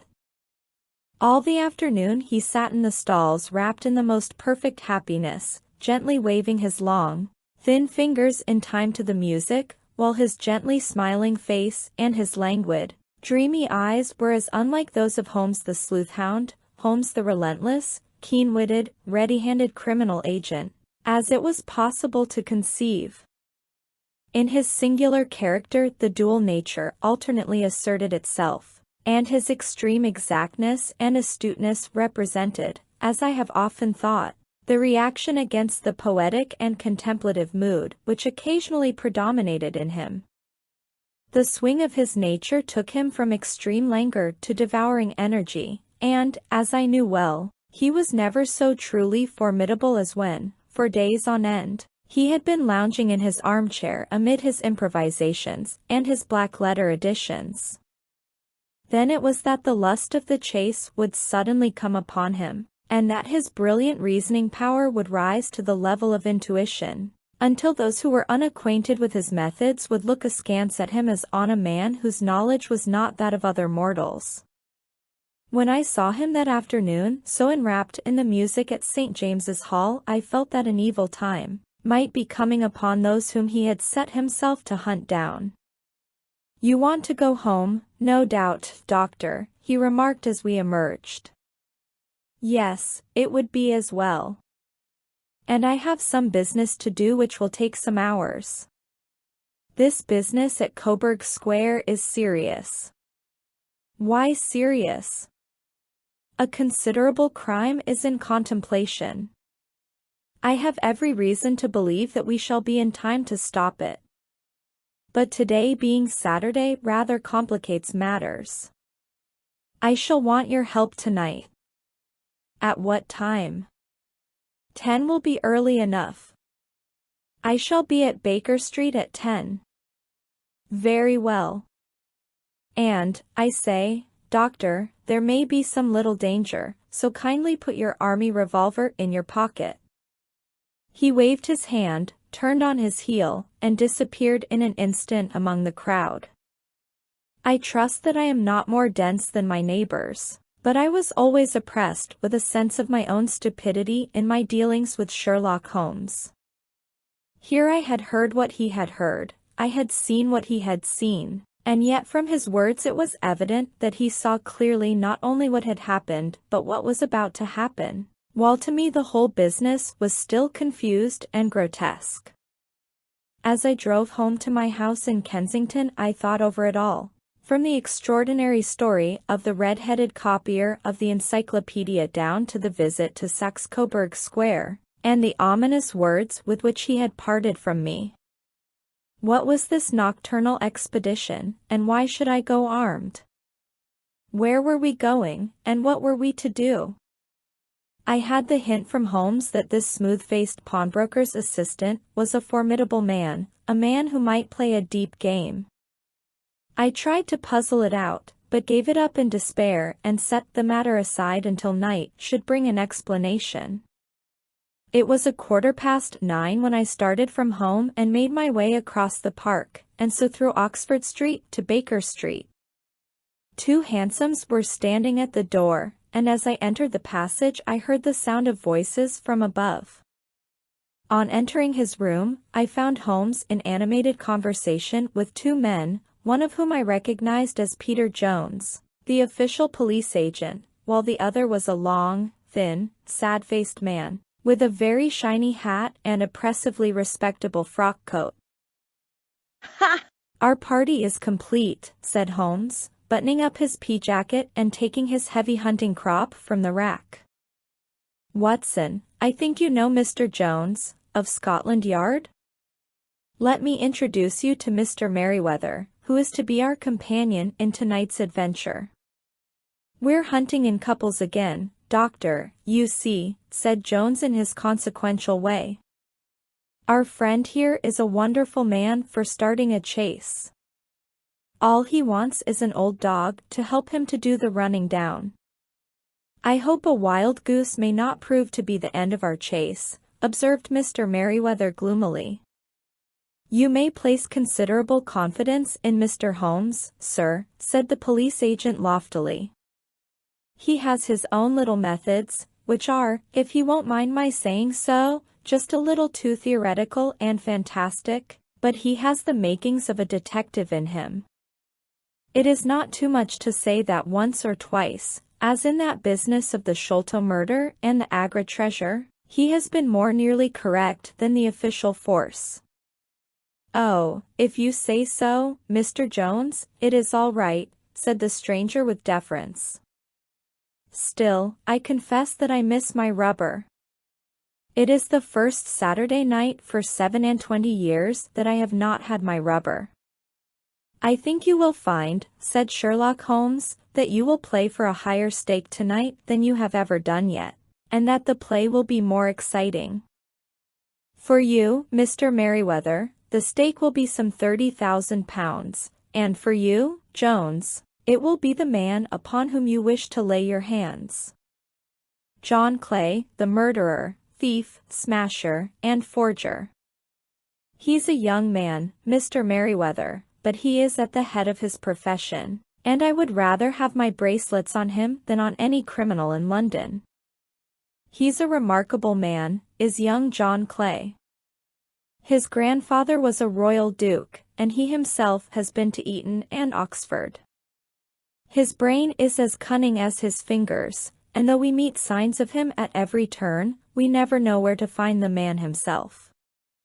He'll crack a crib in Scotland one week, and be raising money to build an orphanage in Cornwall the next.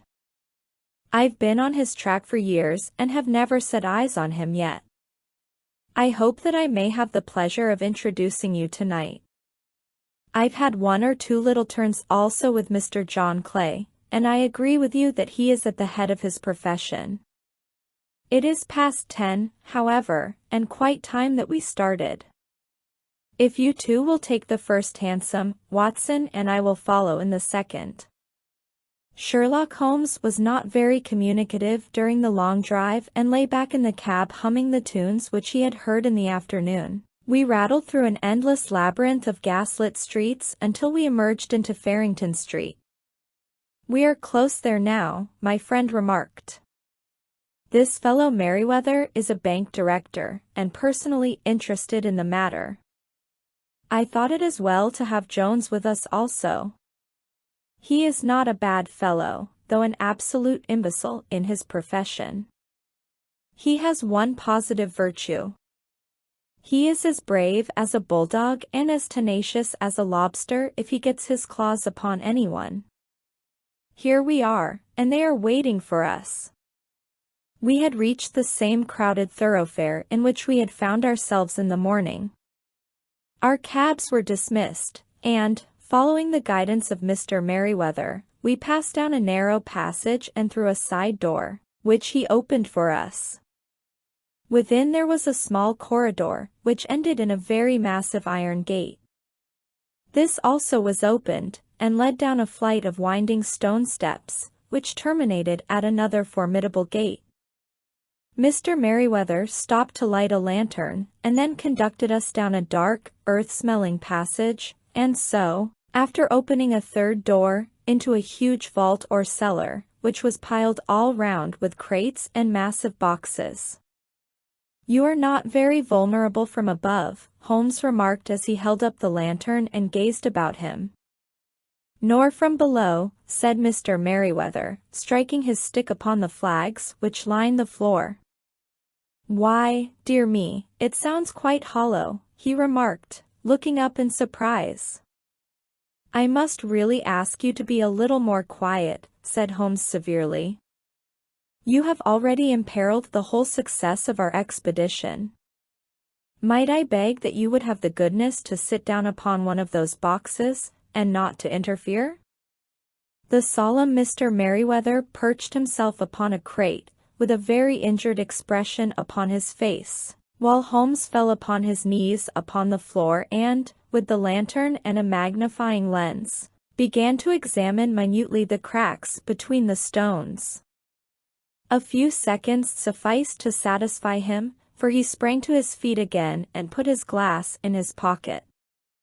"We have at least an hour before us," he remarked, "for they can hardly take any steps until the good pawnbroker is safely in bed.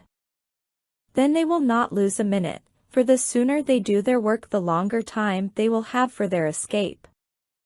We are at present, Doctor, as no doubt you have divined, in the cellar of the City branch of one of the principal London banks. Mr. Merriweather is the chairman of directors, and he will explain to you that there are reasons why the more daring criminals of London should take a considerable interest in this cellar at present." "It is our French gold," whispered the director. "We have had several warnings that an attempt might be made upon it."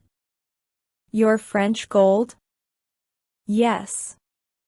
We had occasion some months ago to strengthen our resources and borrowed for that purpose 30,000 Napoleons from the Bank of France. It has become known that we have never had occasion to unpack the money, and that it is still lying in our cellar. The crate upon which I sit contains 2,000 Napoleons packed between layers of lead foil. Our reserve of bullion is much larger at present than is usually kept in a single branch office, and the directors have had misgivings upon the subject." "Which were very well justified," observed Holmes. "And now it is time that we arranged our little plans. I expect that within an hour matters will come to a head. In the meantime, Mr. Merriweather, we must put the screen over that dark lantern." "And sit in the dark?" "I am afraid so. I had brought a pack of cards in my pocket, and I thought that, as we were a party carry, you might have your rubber after all. But I see that the enemy's preparations have gone so far that we cannot risk the presence of a light. And, first of all, we must choose our positions.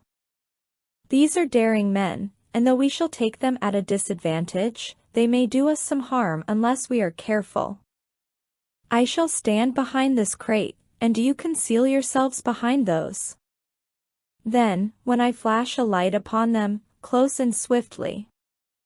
If they fire, Watson, have no compunction about shooting them down."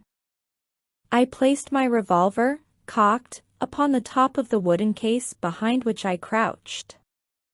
Holmes shot the slide across the front of his lantern and left us in pitch darkness, such an absolute darkness as I have never before experienced. The smell of hot metal remained to assure us that the light was still there, ready to flash out at a moment's notice. To me, with my nerves worked up to a pitch of expectancy, there was something depressing and subduing in the sudden gloom, and in the cold dank air of the vault. "They have but one retreat," whispered Holmes. "That is back through the house into Saxe-Coburg Square. I hope that you have done what I asked you, Jones."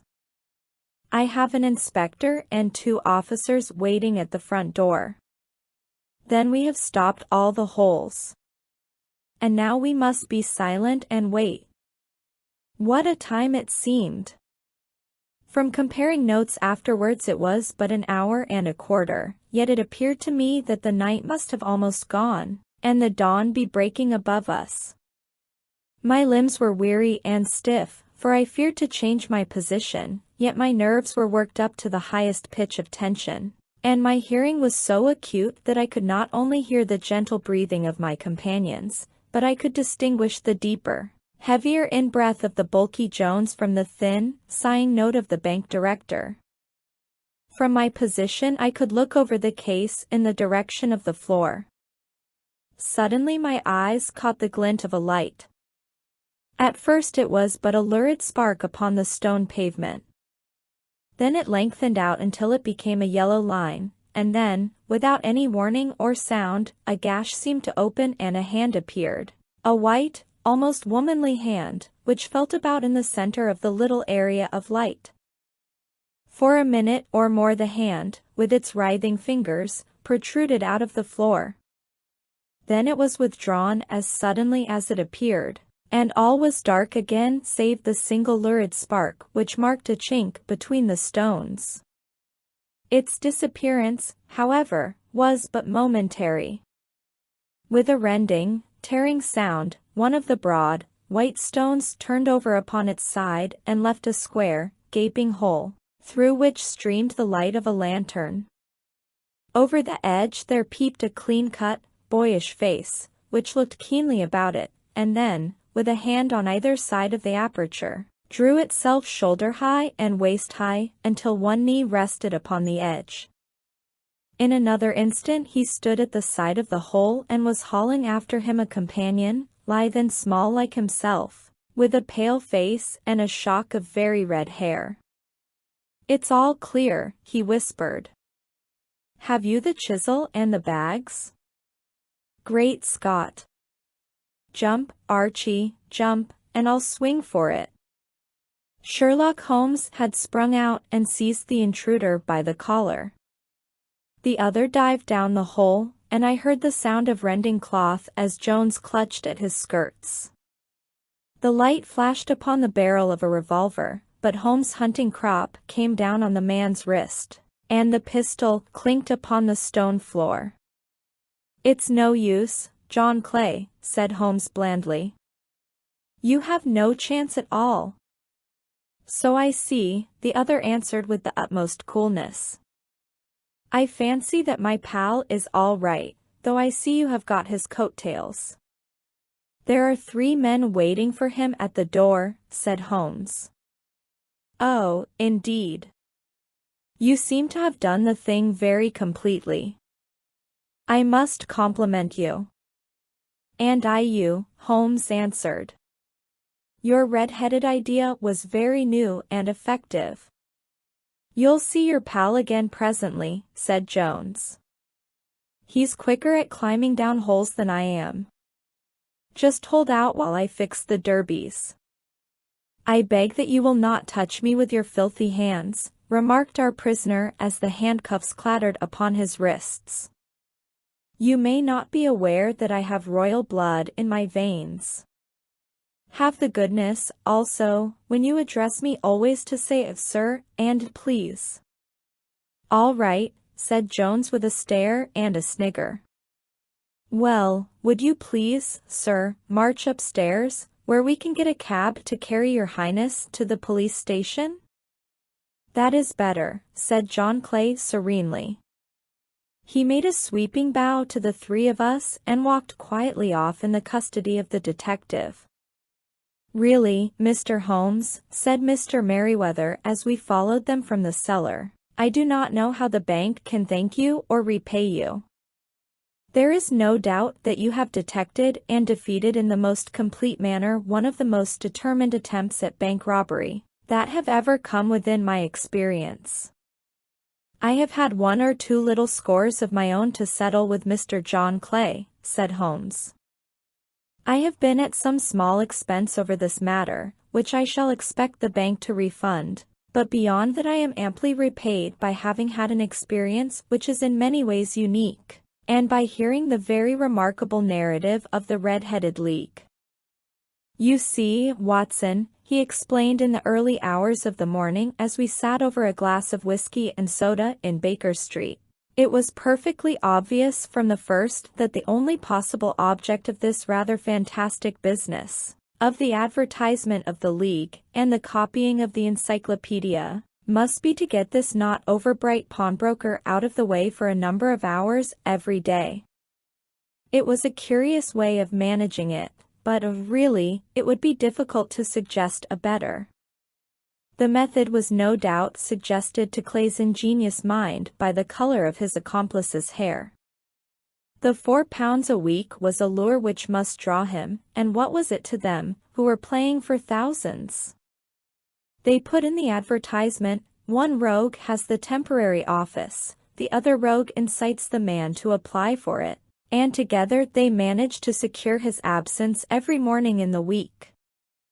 From the time that I heard of the assistant having come for half wages, it was obvious to me that he had some strong motive for securing the situation.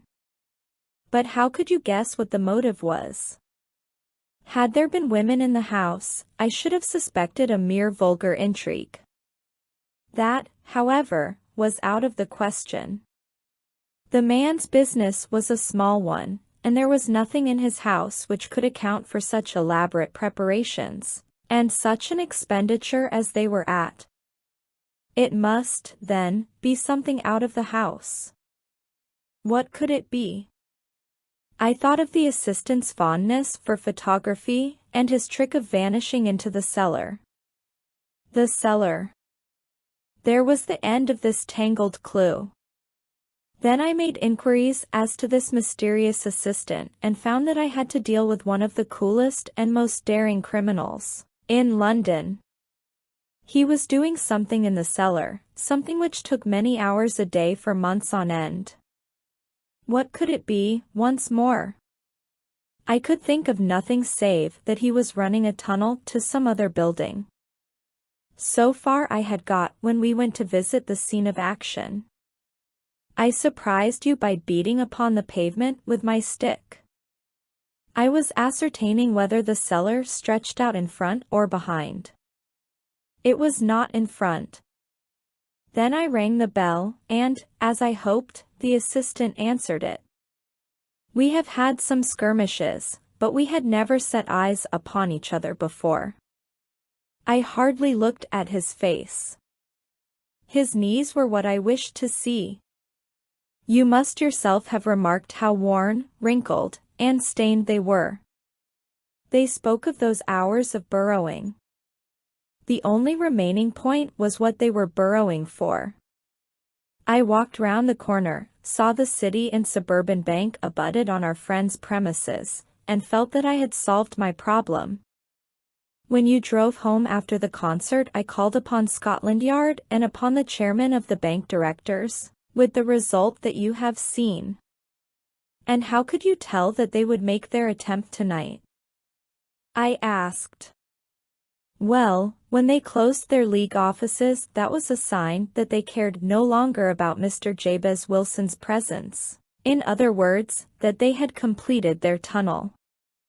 But it was essential that they should use it soon, as it might be discovered, or the bullion might be removed.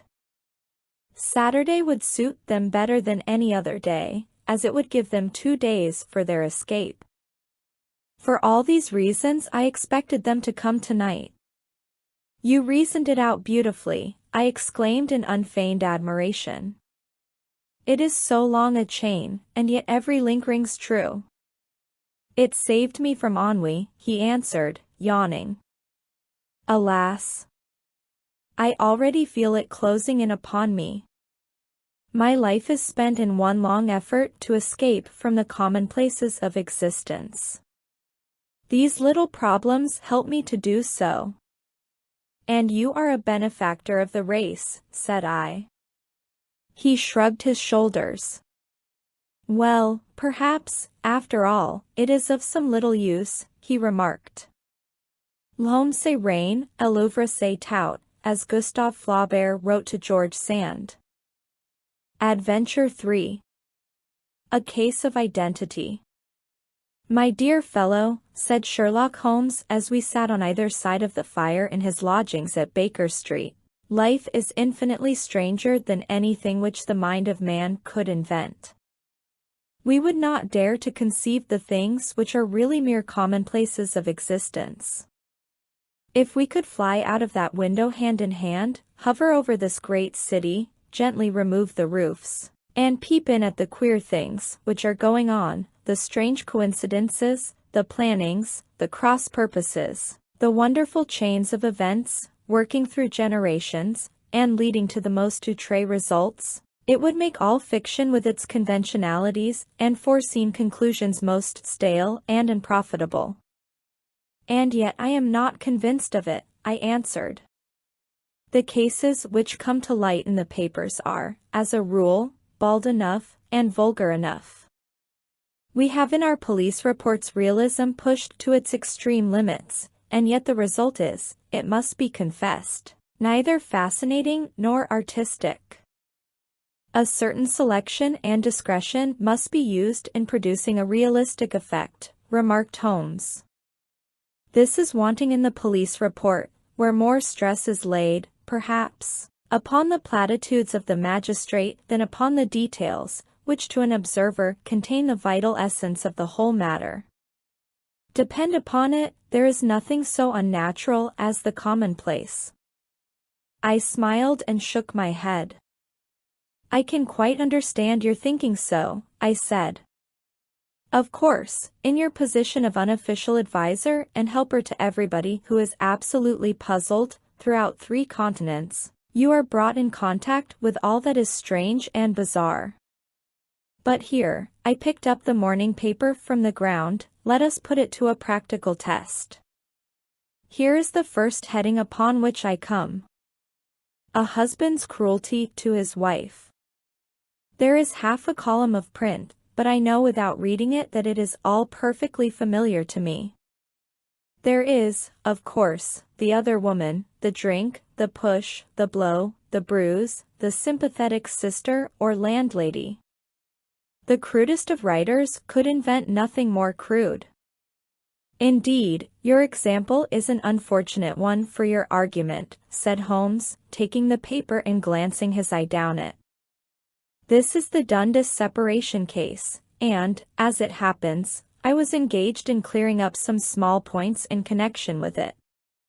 The husband was a teetotaler, there was no other woman, and the conduct complained of was that he had drifted into the habit of winding up every meal by taking out his false teeth, and hurling them at his wife, which, you will allow, is not an action likely to occur to the imagination of the average storyteller.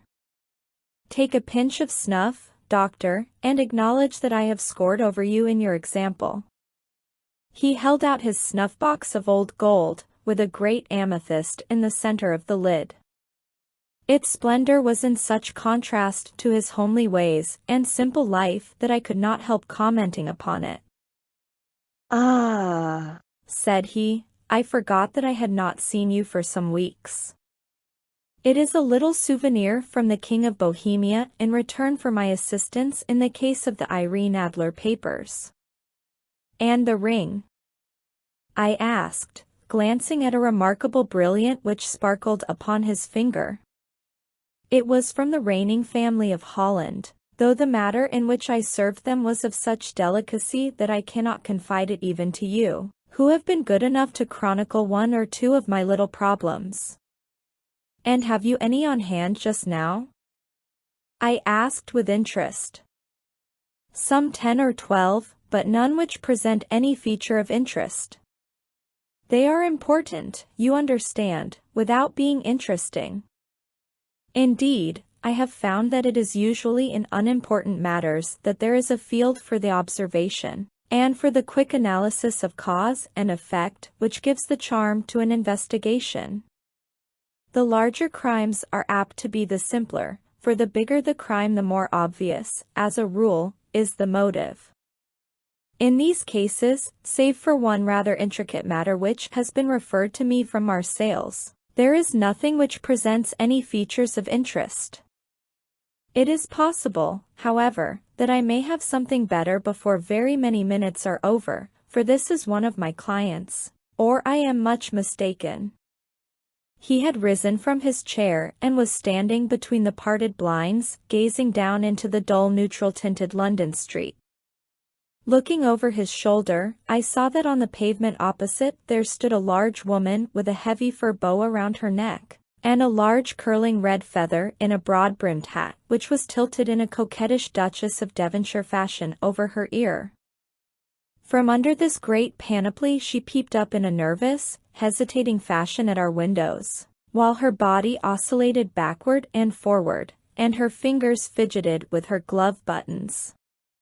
Suddenly, with a plunge, as of the swimmer who leaves the bank, she hurried across the road, and we heard the sharp clang of the bell. "I have seen those symptoms before," said Holmes, throwing his cigarette into the fire. "Oscillation upon the pavement always means an affaire de cœur." She would like advice, but is not sure that the matter is not too delicate for communication. And yet even here we may discriminate. When a woman has been seriously wronged by a man, she no longer oscillates, and the usual symptom is a broken bell wire. Here we may take it that there is a love matter, but that the maiden is not so much angry as perplexed, or grieved. But here she comes in person to resolve our doubts." As he spoke there was a tap at the door, and the boy in buttons entered to announce Miss Mary Sutherland, while the lady herself loomed behind his small black figure like a full-sailed merchantman behind a tiny pilot boat. Sherlock Holmes welcomed her with the easy courtesy for which he was remarkable, and, having closed the door and bowed her into an armchair, he looked her over in the minute and yet abstracted fashion which was peculiar to him. "Do you not find," he said, "that with your short sight it is a little trying to do so much typewriting?" "I did at first," she answered, "but now I know where the letters are without looking." Then, suddenly realizing the full purport of his words, she gave a violent start and looked up, with fear and astonishment upon her broad, good-humored face. "You've heard about me, Mr. Holmes?" she cried, "else how could you know all that?" "Never mind," said Holmes, laughing, "it is my business to know things. Perhaps I have trained myself to see what others overlook. If not, why should you come to consult me?" "I came to you, sir, because I heard of you from Mrs. Etheridge, whose husband you found so easy when the police and everyone had given him up for dead. Oh, Mr. Holmes, I wish you would do as much for me. I'm not rich, but still I have 100 a year in my own right, besides the little that I make by the machine, and I would give it all to know what has become of Mr. Hosmer Angel." "Why did you come away to consult me in such a hurry?" asked Sherlock Holmes, with his fingertips together and his eyes to the ceiling. Again a startled look came over the somewhat vacuous face of Miss Mary Sutherland. "Yes, I did bang out of the house," she said, "for it made me angry to see the easy way in which Mr. Windibank, that is, my father, took it all. He would not go to the police, and he would not go to you, and so at last, as he would do nothing and kept on saying that there was no harm done, it made me mad, and I just on with my things and came right away to you." "Your father," said Holmes, "your stepfather, surely, since the name is different." "Yes, my stepfather. I call him father, though it sounds funny, too, for he is only 5 years and 2 months older than myself." "And your mother is alive?" "Oh, yes, mother is alive and well. I wasn't best pleased, Mr. Holmes, when she married again so soon after father's death, and a man who was nearly 15 years younger than herself. Father was a plumber in the Tottenham Court Road, and he left a tidy business behind him, which mother carried on with Mr. Hardy, the foreman, but when Mr. Windibank came he made her sell the business, for he was very superior, being a traveller in wines. They got £4,700 for the goodwill and interest, which wasn't near as much as father could have got if he had been alive. I had expected to see Sherlock Holmes impatient under this rambling and inconsequential narrative, but, on the contrary, he had listened with the greatest concentration of attention. "Your own little income," he asked, "does it come out of the business?" "Oh, no, sir. It is quite separate and was left me by my Uncle Ned in Auckland. It is in New Zealand stock, paying 4.5%. £2,500 was the amount, but I can only touch the interest." "You interest me extremely," said Holmes. "And since you draw so large a sum as 100 a year, with what you earn into the bargain, you no doubt travel a little and indulge yourself in every way. I believe that a single lady can get on very nicely upon an income of about £60. I could do with much less than that, Mr. Holmes, but you understand that as long as I live at home I don't wish to be a burden to them, and so they have the use of the money just while I am staying with them. Of course, that is only just for the time. Mr. Windibank draws my interest every quarter and pays it over to mother, and I find that I can do pretty well with what I earn at typewriting. It brings me twopence a sheet, and I can often do from 15 to 20 sheets in a day." "You have made your position very clear to me," said Holmes. "This is my friend, Dr. Watson, before whom you can speak as freely as before myself. Kindly tell us now all about your connection with Mr. Hosmer Angel." A flush stole over Miss Sutherland's face, and she picked nervously at the fringe of her jacket. "I met him first at the gasfitters' ball," she said. "They used to send father tickets when he was alive, and then afterwards they remembered us, and sent them to mother. Mr. Windibank did not wish us to go. He never did wish us to go anywhere. He would get quite mad if I wanted so much as to join a Sunday school treat. But this time I was set on going, and I would go, for what right had he to prevent? He said the folk were not fit for us to know, when all father's friends were to be there. And he said that I had nothing fit to wear, when I had my purple plush that I had never so much as taken out of the drawer. At last, when nothing else would do, he went off to France upon the business of the firm, but we went, mother and I, with Mr. Hardy, who used to be our foreman, and it was there I met Mr. Hosmer Angel." "I suppose," said Holmes, "that when Mr. Windibank came back from France he was very annoyed at your having gone to the ball." "Oh, well, he was very good about it. He laughed, I remember, and shrugged his shoulders, and said there was no use denying anything to a woman, for she would have her way." "I see. Then at the gasfitters' ball you met, as I understand, a gentleman called Mr. Hosmer Angel." "Yes, sir. I met him that night, and he called next day to ask if we had got home all safe, and after that we met him, that is to say, Mr. Holmes, I met him twice for walks, but after that father came back again, and Mr. Hosmer Angel could not come to the house any more." "No?" "Well, you know father didn't like anything of the sort. He wouldn't have any visitors if he could help it, and he used to say that a woman should be happy in her own family circle. But then, as I used to say to mother, a woman wants her own circle to begin with, and I had not got mine yet." "But how about Mr. Hosmer Angel? Did he make no attempt to see you?" "Well, father was going off to France again in a week, and Hosmer wrote and said that it would be safer and better not to see each other until he had gone. We could write in the meantime, and he used to write every day. I took the letters in the morning, so there was no need for father to know." "Were you engaged to the gentleman at this time?" "Oh, yes, Mr. Holmes. We were engaged after the first walk that we took. Hosmer, Mr. Angel, was a cashier in an office in Leadenhall Street, Anne. What office? That's the worst of it, Mr. Holmes, I don't know. Where did he live, then? He slept on the premises. And you don't know his address? No, except that it was Leadenhall Street. Where did you address your letters, then? To the Leadenhall Street post office, to be left till called for.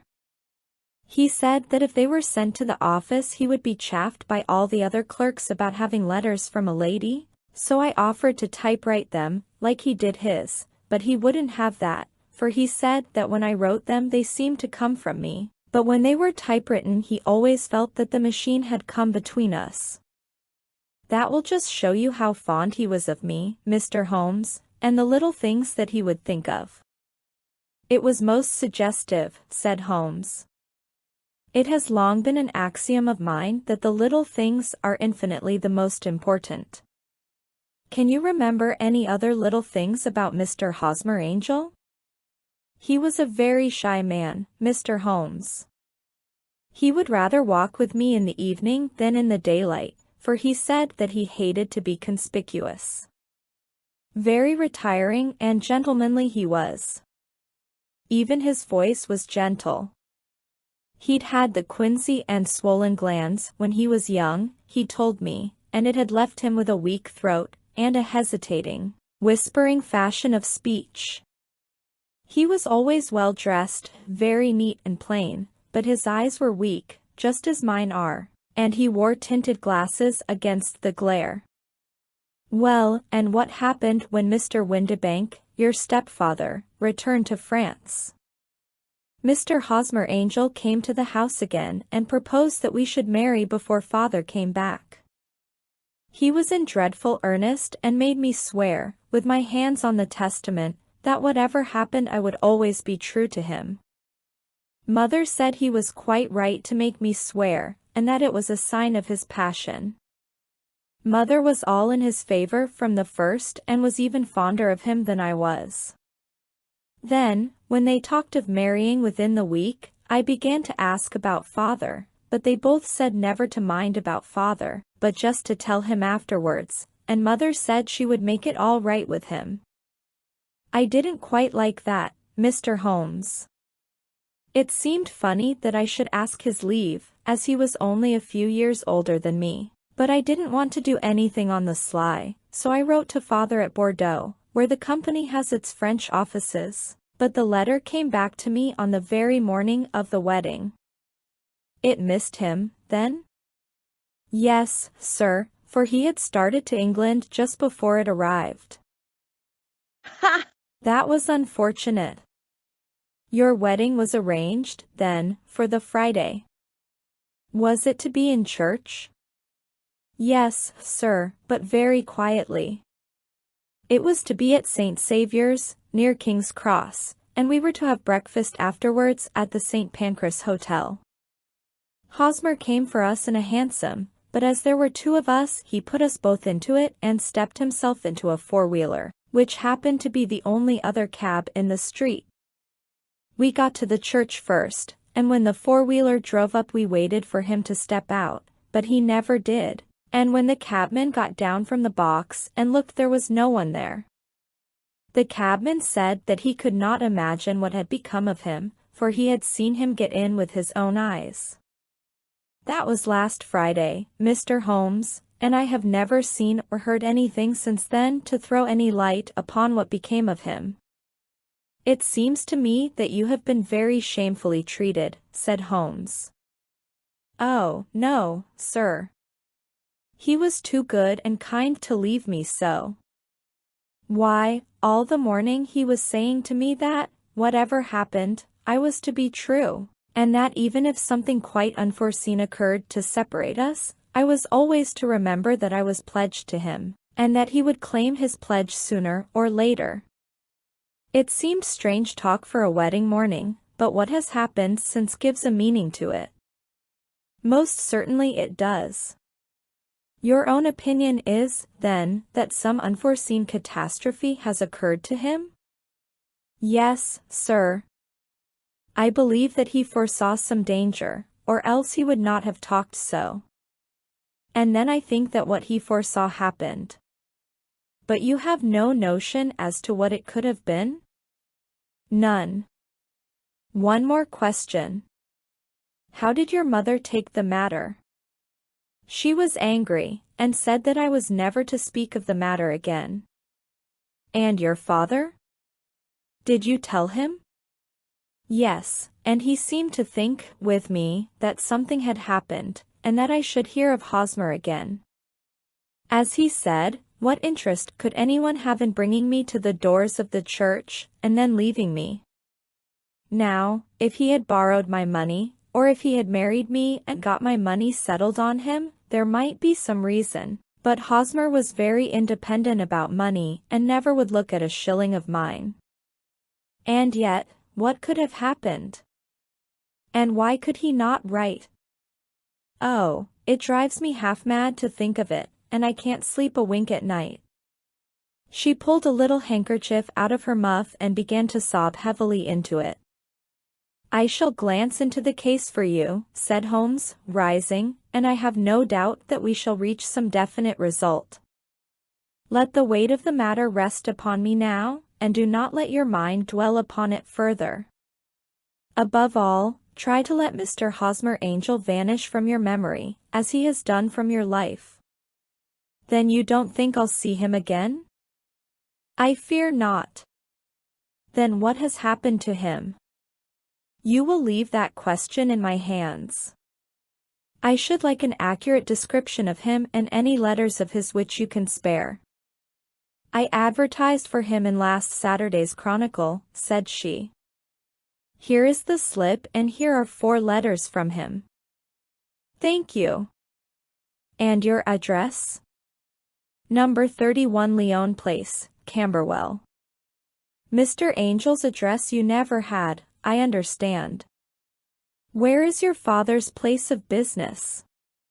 He travels for Westhouse and Marbank, the great claret importers of Fenchurch Street. Thank you. You have made your statement very clearly. You will leave the papers here, and remember the advice which I have given you. Let the whole incident be a sealed book, and do not allow it to affect your life. You are very kind, Mr. Holmes, but I cannot do that. I shall be true to Hosmer. He shall find me ready when he comes back. For all the preposterous hat and the vacuous face, there was something noble in the simple faith of our visitor which compelled our respect. She laid her little bundle of papers upon the table and went her way, with a promise to come again whenever she might be summoned. Sherlock Holmes sat silent for a few minutes with his fingertips still pressed together, his legs stretched out in front of him, and his gaze directed upward to the ceiling.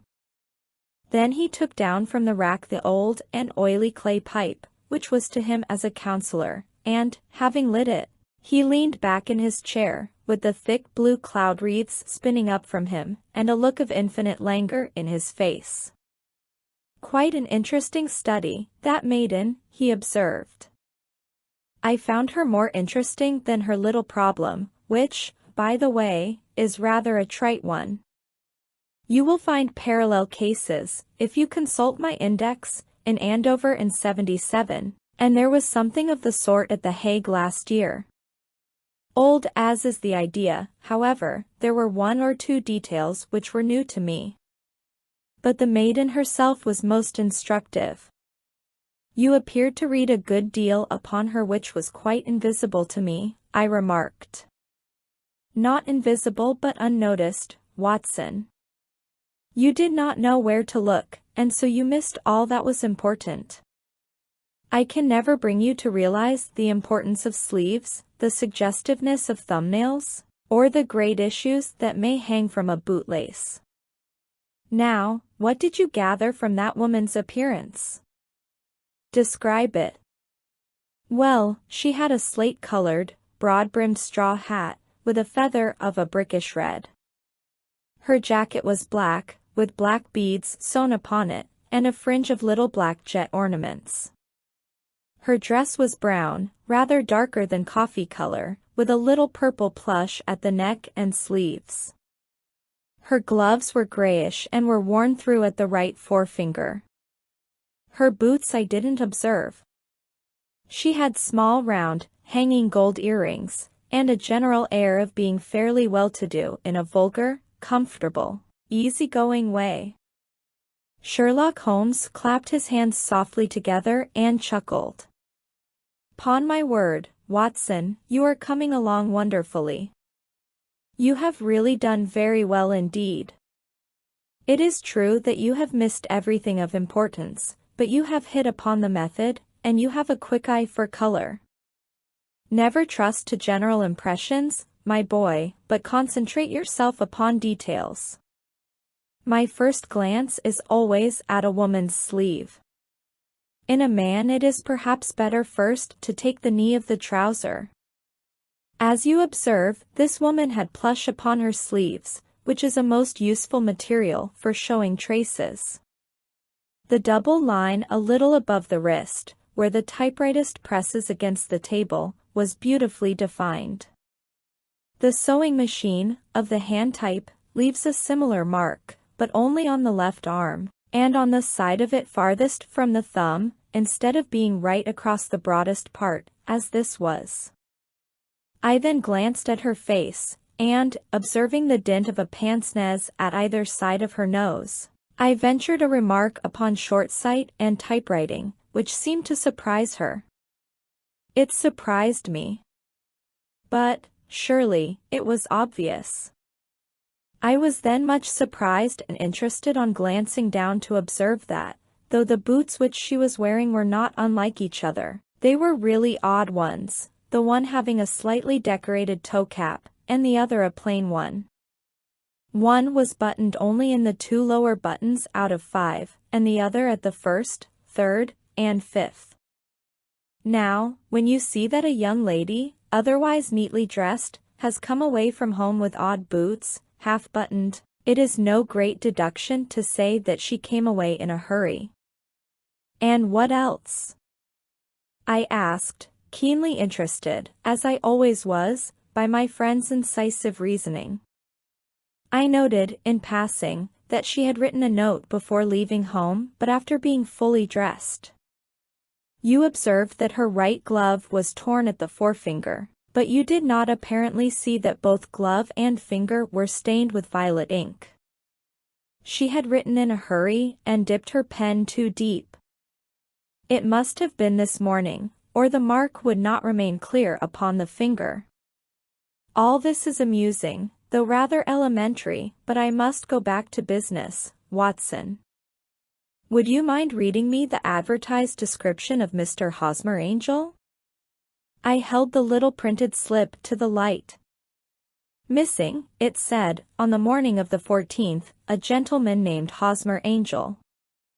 About 5 feet 7 in height, strongly built, sallow complexion, black hair, a little bald in the center, bushy, black side whiskers and mustache, tinted glasses, slight infirmity of speech. Was dressed, when last seen, in black frock coat faced with silk, black waistcoat, gold Albert chain, and grey Harris tweed trousers, with brown gaiters over elastic-sided boots. Known to have been employed in an office in Leadenhall Street. Anybody bringing? That will do, said Holmes. As to the letters, he continued, glancing over them, they are very commonplace. Absolutely no clue in them to Mr. Angel, save that he quotes Balzac once. There is one remarkable point, however, which will no doubt strike you. They are typewritten, I remarked. Not only that, but the signature is typewritten. Look at the neat little A Hosmer Angel at the bottom. There is a date, you see, but no superscription except Leadenhall Street, which is rather vague. The point about the signature is very suggestive, in fact, we may call it conclusive. Of what? My dear fellow, is it possible you do not see how strongly it bears upon the case? I cannot say that I do unless it were that he wished to be able to deny his signature if an action for breach of promise were instituted. No, that was not the point. However, I shall write 2 letters, which should settle the matter. One is to a firm in the city, the other is to the young lady's stepfather, Mr. Windibank, asking him whether he could meet us here at 6 o'clock tomorrow evening. It is just as well that we should do business with the male relatives. And now, Doctor, we can do nothing until the answers to those letters come, so we may put our little problem upon the shelf for the interim. I had had so many reasons to believe in my friend's subtle powers of reasoning and extraordinary energy in action, that I felt that he must have some solid grounds for the assured and easy demeanor with which he treated the singular mystery, which he had been called upon to fathom. Once only had I known him to fail, in the case of the King of Bohemia and of the Irene Adler photograph, but when I looked back to the weird business of the sign of 4, and the extraordinary circumstances connected with the study in scarlet, I felt that it would be a strange tangle indeed which he could not unravel. I left him then, still puffing at his black clay pipe, with the conviction that when I came again on the next evening I would find that he held in his hands all the clues, which would lead up to the identity of the disappearing bridegroom of Miss Mary Sutherland. A professional case of great gravity was engaging my own attention at the time, and the whole of next day I was busy at the bedside of the sufferer. It was not until close upon 6 o'clock that I found myself free and was able to spring into a hansom and drive to Baker Street, half afraid that I might be too late to assist at the denouement of the little mystery. I found Sherlock Holmes alone, however, half asleep, with his long, thin form curled up in the recesses of his armchair. A formidable array of bottles and test tubes, with the pungent cleanly smell of hydrochloric acid, told me that he had spent his day in the chemical work which was so dear to him. "Well, have you solved it?" I asked as I entered. "Yes. It was the bisulfate of baryta." "No, no, the mystery," I cried. "Oh, that." I thought of the salt that I have been working upon. There was never any mystery in the matter, though, as I said yesterday, some of the details are of interest. The only drawback is that there is no law, I fear, that can touch the scoundrel. Who was he, then, and what was his object in deserting Miss Sutherland? The question was hardly out of my mouth, and Holmes had not yet opened his lips to reply, when we heard a heavy footfall in the passage and a tap at the door. "This is the girl's stepfather, Mr. James Windibank," said Holmes. "He has written to me to say that he would be here at 6. Come in." The man who entered was a sturdy, middle-sized fellow, some 30 years of age, clean-shaven, and sallow-skinned, with a bland, insinuating manner, and a pair of wonderfully sharp and penetrating gray eyes. He shot a questioning glance at each of us, placed his shiny top hat upon the sideboard, and with a slight bow sidled down into the nearest chair. "Good evening, Mr. James Windibank," said Holmes. "I think that this typewritten letter is from you, in which you made an appointment with me for 6 o'clock? "Yes, sir. I am afraid that I am a little late, but I am not quite my own master, you know. I am sorry that Miss Sutherland has troubled you about this little matter, for I think it is far better not to wash linen of the sort in public. It was quite against my wishes that she came, but she is a very excitable, impulsive girl, as you may have noticed, and she is not easily controlled when she has made up her mind on a point. Of course, I did not mind you so much, as you are not connected with the official police, but it is not pleasant to have a family misfortune like this noised abroad. Besides, it is a useless expense, for how could you possibly find this Hosmer angel?" "On the contrary," said Holmes quietly, I have every reason to believe that I will succeed in discovering Mr. Hosmer Angel.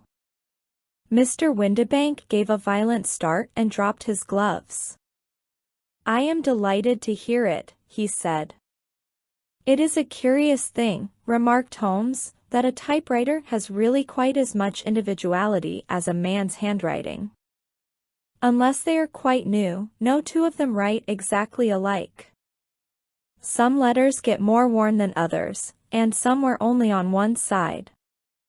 Now, you remark in this note of yours, Mr. Windibank, that in every case there is some little slurring over of the E, and a slight defect in the tail of the ER. There are 14 other characteristics, but those are the more obvious. We do all our correspondence with this machine at the office, and no doubt it is a little worn, our visitor answered, glancing keenly at Holmes with his bright little eyes. And now I will show you what is really a very interesting study, Mr. Windibank, Holmes continued. I think of writing another little monograph some of these days on the typewriter and its relation to crime. It is a subject to which I have devoted some little attention. I have here 4 letters which purport to come from the missing man. They are all typewritten. In each case, not only are the E's slurred and the R's tailless, but you will observe, if you care to use my magnifying lens, that the 14 other characteristics to which I have alluded are there as well. Mr. Windibank sprang out of his chair and picked up his hat. I cannot waste time over this sort of fantastic talk, Mr. Holmes, he said. If you can catch the man, catch him, and let me know when you have done it. Certainly, said Holmes, stepping over and turning the key in the door. I let you know, then, that I have caught him. What? Where? Shouted Mr. Windibank, turning white to his lips and glancing about him like a rat in a trap. Oh, it won't do, really it won't, said Holmes suavely. There is no possible getting out of it, Mr. Windibank. It is quite too transparent, and it was a very bad compliment when you said that it was impossible for me to solve so simple a question. That's right. Sit down and let us talk it over. Our visitor collapsed into a chair, with a ghastly face and a glitter of moisture on his brow. It's not actionable, he stammered. I am very much afraid that it is not. But between ourselves, Windibank, it was as cruel and selfish and heartless a trick in a petty way as ever came before me. Now, let me just run over the course of events, and you will contradict me if I go wrong. The man sat huddled up in his chair, with his head sunk upon his breast, like one who is utterly crushed. Holmes stuck his feet up on the corner of the mantelpiece and, leaning back with his hands in his pockets, began talking, rather to himself, as it seemed, than to us. The man married a woman very much older than himself for her money, said he, and he enjoyed the use of the money of the daughter as long as she lived with them. It was a considerable sum, for people in their position, and the loss of it would have made a serious difference. It was worth an effort to preserve it. The daughter was of a good, amiable disposition, but affectionate and warm-hearted in her ways, so that it was evident that with her fair personal advantages, and her little income, she would not be allowed to remain single long. Now her marriage would mean, of course, the loss of 100 a year, so what does her stepfather do to prevent it?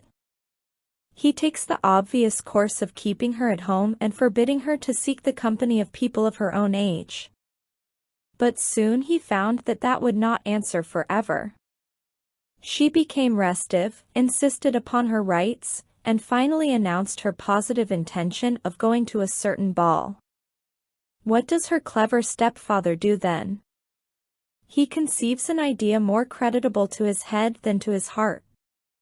With the connivance and assistance of his wife he disguised himself, covered those keen eyes with tinted glasses, masked the face with a mustache and a pair of bushy whiskers, sunk that clear voice into an insinuating whisper, and doubly secure on account of the girl's short sight, he appears as Mr. Hosmer Angel, and keeps off other lovers by making love himself.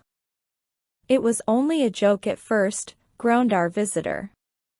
We never thought that she would have been so carried away. Very likely not. However that may be, the young lady was very decidedly carried away, and, having quite made up her mind that her stepfather was in France, the suspicion of treachery never for an instant entered her mind. She was flattered by the gentleman's attentions, and the effect was increased by the loudly expressed admiration of her mother. Then Mr. Angel began to call, for it was obvious that the matter should be pushed as far as it would go if a real effect were to be produced. There were meetings, and an engagement, which would finally secure the girl's affections from turning towards anyone else. But the deception could not be kept up forever. These pretended journeys to France were rather cumbrous. The thing to do was clearly to bring the business to an end in such a dramatic manner that it would leave a permanent impression upon the young lady's mind and prevent her from looking upon any other suitor for some time to come. Hence those vows of fidelity exacted upon a testament, and hence also the allusions to a possibility of something happening on the very morning of the wedding. James Windibank wished Miss Sutherland to be so bound to Hosmer Angel, and so uncertain as to his fate, that for 10 years to come, at any rate, she would not listen to another man. As far as the church door he brought her, and then, as he could go no farther, he conveniently vanished away by the old trick of stepping in at one door of a four-wheeler and out at the other.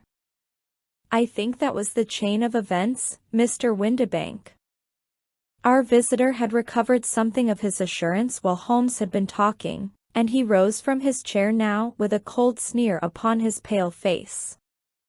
It may be so, or it may not, Mr. Holmes, said he, but if you are so very sharp you ought to be sharp enough to know that it is you who are breaking the law now, and not me. I have done nothing actionable from the first. But as long as you keep that door locked you lay yourself open to an action for assault and illegal constraint. The law cannot, as you say, touch you, said Holmes, unlocking and throwing open the door, yet there never was a man who deserved punishment more. If the young lady has a brother or a friend, he ought to lay a whip across your shoulders. By Jove, he continued, flushing up at the sight of the bitter sneer upon the man's face, it is not part of my duties to my client, but here's a hunting crop handy, and I think I shall just treat myself to. He took 2 swift steps to the whip, but before he could grasp it there was a wild clatter of steps upon the stairs, the heavy hall door banged, and from the window we could see Mr. James Windibank running at the top of his speed down the road. There's a cold-blooded scoundrel, said Holmes, laughing, as he threw himself down into his chair once more. That fellow will rise from crime to crime until he does something very bad, and ends on a gallows. The case has, in some respects, been not entirely devoid of interest. I cannot now entirely see all the steps of your reasoning, I remarked. Well, of course it was obvious from the first that this Mr. Hosmer Angel must have some strong object for his curious conduct, and it was equally clear that the only man who really profited by the incident, as far as we could see, was the stepfather. Then the fact that the 2 men were never together, but that the one always appeared when the other was away, was suggestive. So were the tinted spectacles and the curious voice, which both hinted at a disguise, as did the bushy whiskers. My suspicions were all confirmed by his peculiar action in typewriting his signature, which, of course, inferred that his handwriting was so familiar to her that she would recognize even the smallest sample of it. You see, all these isolated facts, together with many minor ones, all pointed in the same direction. And how did you verify them?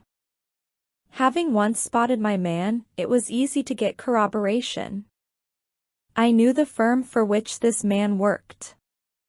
Having taken the printed description, I eliminated everything from it which could be the result of a disguise, the whiskers, the glasses, the voice, and I sent it to the firm, with a request that they would inform me whether it answered to the description of any of their travelers. I had already noticed the peculiarities of the typewriter, and I wrote to the man himself at his business address asking him if he would come here. As I expected, his reply was typewritten and revealed the same trivial but characteristic defects. The same post brought me a letter from Westhouse and Marbank, of Fenchurch Street, to say that the description tallied in every respect with that of their employee, James Windibank. Voila tout. And Miss Sutherland? If I tell her, she will not believe me. You may remember the old Persian saying, there is danger for him who taketh the tiger cub, and danger also for whoso snatches a delusion from a woman. There is as much sense in Hafiz as in Horace, and as much knowledge of the world. Adventure 4. The Boscombe Valley Mystery. We were seated at breakfast one morning, my wife and I, when the maid brought in a telegram. It was from Sherlock Holmes and ran in this way. Have you a couple of days to spare? Have just been wired for from the west of England in connection with Boscombe Valley tragedy. Shall be glad if you will come with me. Air and scenery perfect. Leave Paddington by the 11:15.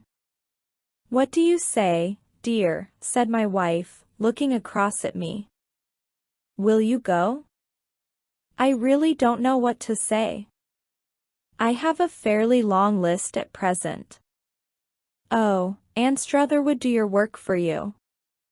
You have been looking a little pale lately. I think that the change would do you good, and you are always so interested in Mr. Sherlock Holmes' cases. I should be ungrateful if I were not, seeing what I gained through one of them, I answered. But if I am to go, I must pack at once, for I have only half an hour. My experience of camp life in Afghanistan had at least had the effect of making me a prompt and ready traveler. My wants were few and simple, so that in less than the time stated I was in a cab with my valise, rattling away to Paddington Station. Sherlock Holmes was pacing up and down the platform, his tall, gaunt figure made even gaunter and taller by his long grey travelling cloak and close-fitting cloth cap. It is really very good of you to come, Watson, said he. It makes a considerable difference to me, having someone with me on whom I can thoroughly rely. Local aid is always either worthless or else biased. If you will keep the 2 corner seats, I shall get the tickets. We had the carriage to ourselves save for an immense litter of papers which Holmes had brought with him.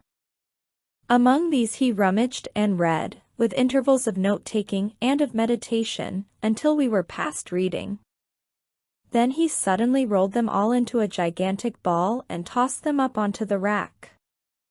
Have you heard anything of the case? He asked. Not a word. I have not seen a paper for some days. The London press has not had very full accounts. I have just been looking through all the recent papers in order to master the particulars. It seems, from what I gather, to be one of those simple cases which are so extremely difficult. That sounds a little paradoxical. But it is profoundly true. Singularity is almost invariably a clue. The more featureless and commonplace a crime is, the more difficult it is to bring it home. In this case, however, they have established a very serious case against the son of the murdered man. It is a murder, then? Well, it is conjectured to be so. I shall take nothing for granted until I have the opportunity of looking personally into it. I will explain the state of things to you, as far as I have been able to understand it, in a very few words. Boscombe Valley is a country district not very far from Ross, in Herefordshire. The largest landed proprietor in that part is a Mr. John Turner, who made his money in Australia and returned some years ago to the old country. One of the farms which he held, that of Hatherley, was let to Mr. Charles McCarthy, who was also an ex-Australian. The men had known each other in the colonies, so that it was not unnatural that when they came to settle down they should do so as near each other as possible. Turner was apparently the richer man, so McCarthy became his tenant but still remained, it seems, upon terms of perfect equality, as they were frequently together. McCarthy had one son, a lad of 18, and Turner had an only daughter of the same age, but neither of them had wives living. They appear to have avoided the society of the neighboring English families and to have led retired lives, though both the McCarthys were fond of sport and were frequently seen at the race meetings of the neighborhood. McCarthy kept 2 servants, a man and a girl. Turner had a considerable household, some half-dozen at the least. That is as much as I have been able to gather about the families. Now for the facts. On June 3rd, that is, on Monday last, McCarthy left his house at Hatherley about 3 in the afternoon and walked down to the Boscombe Pool, which is a small lake formed by the spreading out of the stream which runs down the Boscombe Valley. He had been out with his serving man in the morning at Ross, and he had told the man that he must hurry, as he had an appointment of importance to keep at 3. From that appointment he never came back alive. From Hatherley farmhouse to the Boscombe Pool is 1/4 of a mile, and 2 people saw him as he passed over this ground. One was an old woman, whose name is not mentioned, and the other was William Crowder, a gamekeeper in the employ of Mr. Turner. Both these witnesses depose that Mr. McCarthy was walking alone. The gamekeeper adds that within a few minutes of his seeing Mr. McCarthy pass he had seen his son, Mr. James McCarthy, going the same way with a gun under his arm. To the best of his belief, the father was actually in sight at the time, and the son was following him. He thought no more of the matter until he heard in the evening of the tragedy that had occurred. The 2 McCarthys were seen after the time when William Crowder, the gamekeeper, lost sight of them. The Boscombe Pool is thickly wooded round, with just a fringe of grass and of reeds round the edge. A girl of 14, Patience Moran, who is the daughter of the lodge-keeper of the Boscombe Valley estate, was in one of the woods picking flowers. She states that while she was there she saw, at the border of the wood and close by the lake, Mr. McCarthy and his son, and that they appeared to be having a violent quarrel. She heard Mr. McCarthy the elder using very strong language to his son, and she saw the latter raise up his hand as if to strike his father. She was so frightened by their violence that she ran away and told her mother when she reached home that she had left the 2 McCarthys quarreling near Boscombe Pool, and that she was afraid that they were going to fight. She had hardly said the words when young Mr. McCarthy came running up to the lodge to say that he had found his father dead in the wood, and to ask for the help of the lodge-keeper. He was much excited, without either his gun or his hat, and his right hand and sleeve were observed to be stained with fresh blood. On following him they found the dead body stretched out upon the grass beside the pool. The head had been beaten in by repeated blows of some heavy and blunt weapon. The injuries were such as might very well have been inflicted by the butt end of his son's gun, which was found lying on the grass within a few paces of the body. Under these circumstances the young man was instantly arrested, and a verdict of willful murder having been returned at the inquest on Tuesday, he was on Wednesday brought before the magistrates at Ross, who have referred the case to the next assizes. Those are the main facts of the case as they came out before the coroner and the police court. I could hardly imagine a more damning case, I remarked. If ever circumstantial evidence pointed to a criminal, it does so here. Circumstantial evidence is a very tricky thing, answered Holmes thoughtfully. It may seem to point very straight to one thing, but if you shift your own point of view a little, you may find it pointing in an equally uncompromising manner to something entirely different. It must be confessed, however, that the case looks exceedingly grave against the young man, and it is very possible that he is indeed the culprit. There are several people in the neighborhood, however, and among them Miss Turner, the daughter of the neighboring landowner, who believe in his innocence, and who have retained Lestrade, whom you may recollect in connection with the study in scarlet, to work out the case in his interest.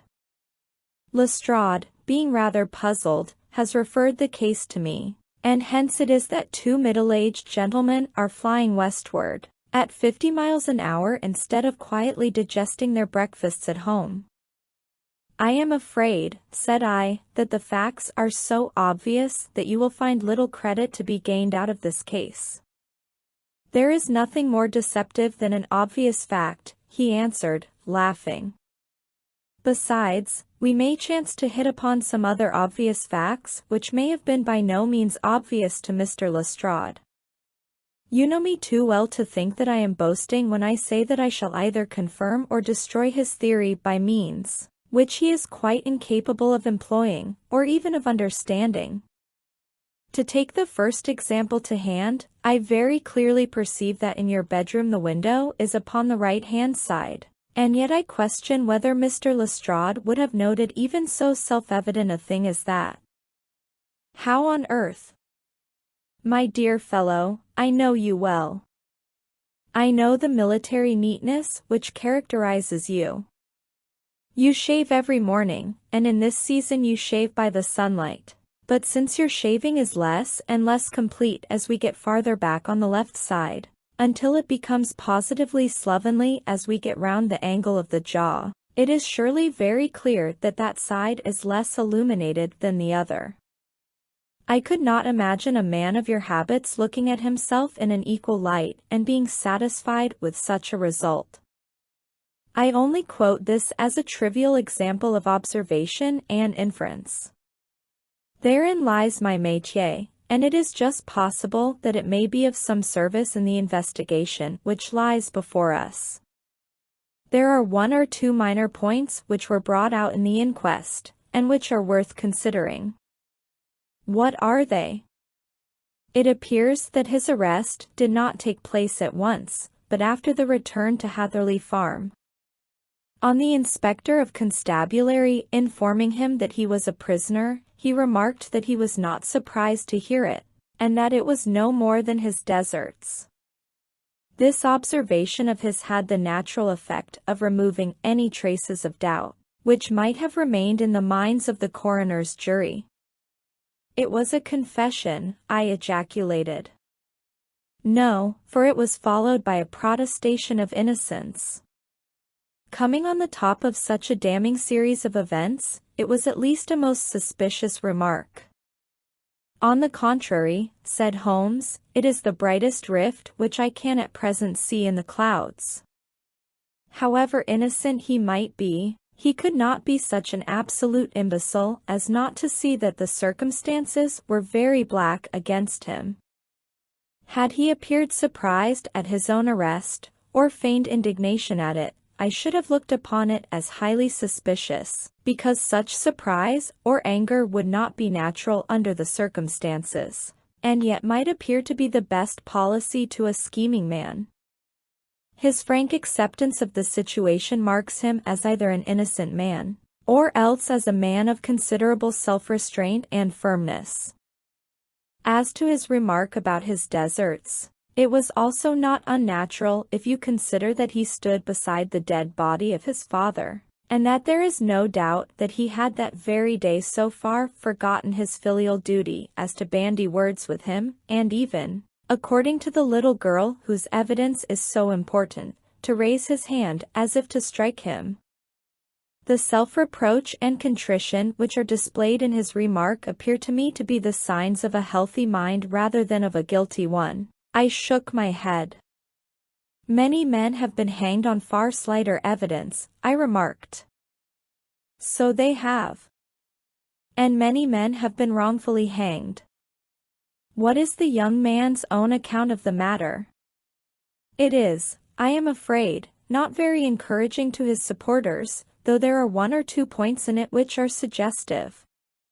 You will find it here, and may read it for yourself.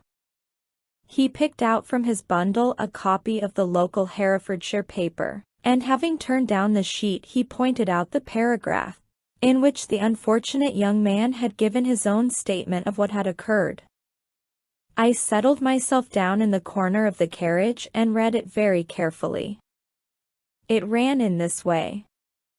Mr. James McCarthy, the only son of the deceased, was then called and gave evidence as follows. I had been away from home for 3 days at Bristol, and had only just returned upon the morning of last Monday, the 3rd.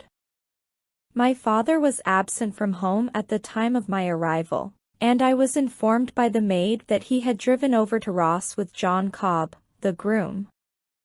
Shortly after my return I heard the wheels of his trap in the yard, and, looking out of my window, I saw him get out and walk rapidly out of the yard, though I was not aware in which direction he was going.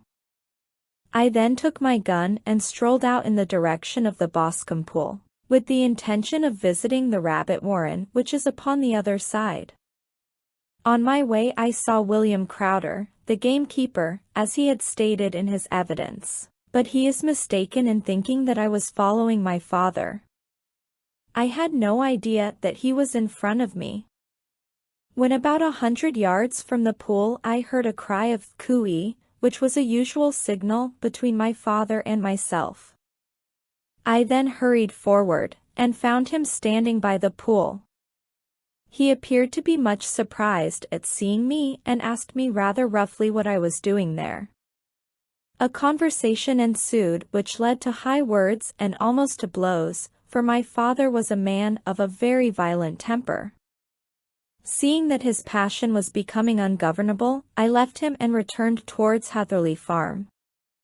I had not gone more than 150 yards, however, when I heard a hideous outcry behind me, which caused me to run back again. I found my father expiring upon the ground, with his head terribly injured. I dropped my gun and held him in my arms, but he almost instantly expired.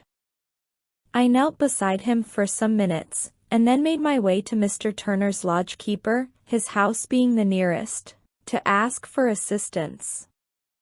I saw no one near my father when I returned, and I have no idea how he came by his injuries. He was not a popular man, being somewhat cold and forbidding in his manners, but he had, as far as I know, no active enemies. I know nothing further of the matter. The coroner, did your father make any statement to you before he died? Witness, he mumbled a few words, but I could only catch some allusion to a rat. The coroner, what did you understand by that? Witness, it conveyed no meaning to me. I thought that he was delirious. The coroner, what was the point upon which you and your father had this final quarrel? Witness, I should prefer not to answer. The coroner, I am afraid that I must press it. Witness, it is really impossible for me to tell you. I can assure you that it has nothing to do with the sad tragedy which followed. The coroner, that is for the court to decide. I need not point out to you that your refusal to answer will prejudice your case considerably in any future proceedings which may arise. Witness, I must still refuse. The coroner, I understand that the cry of cooey was a common signal between you and your father? Witness, it was. The coroner, how was it, then, that he uttered it before he saw you, and before he even knew that you had returned from Bristol?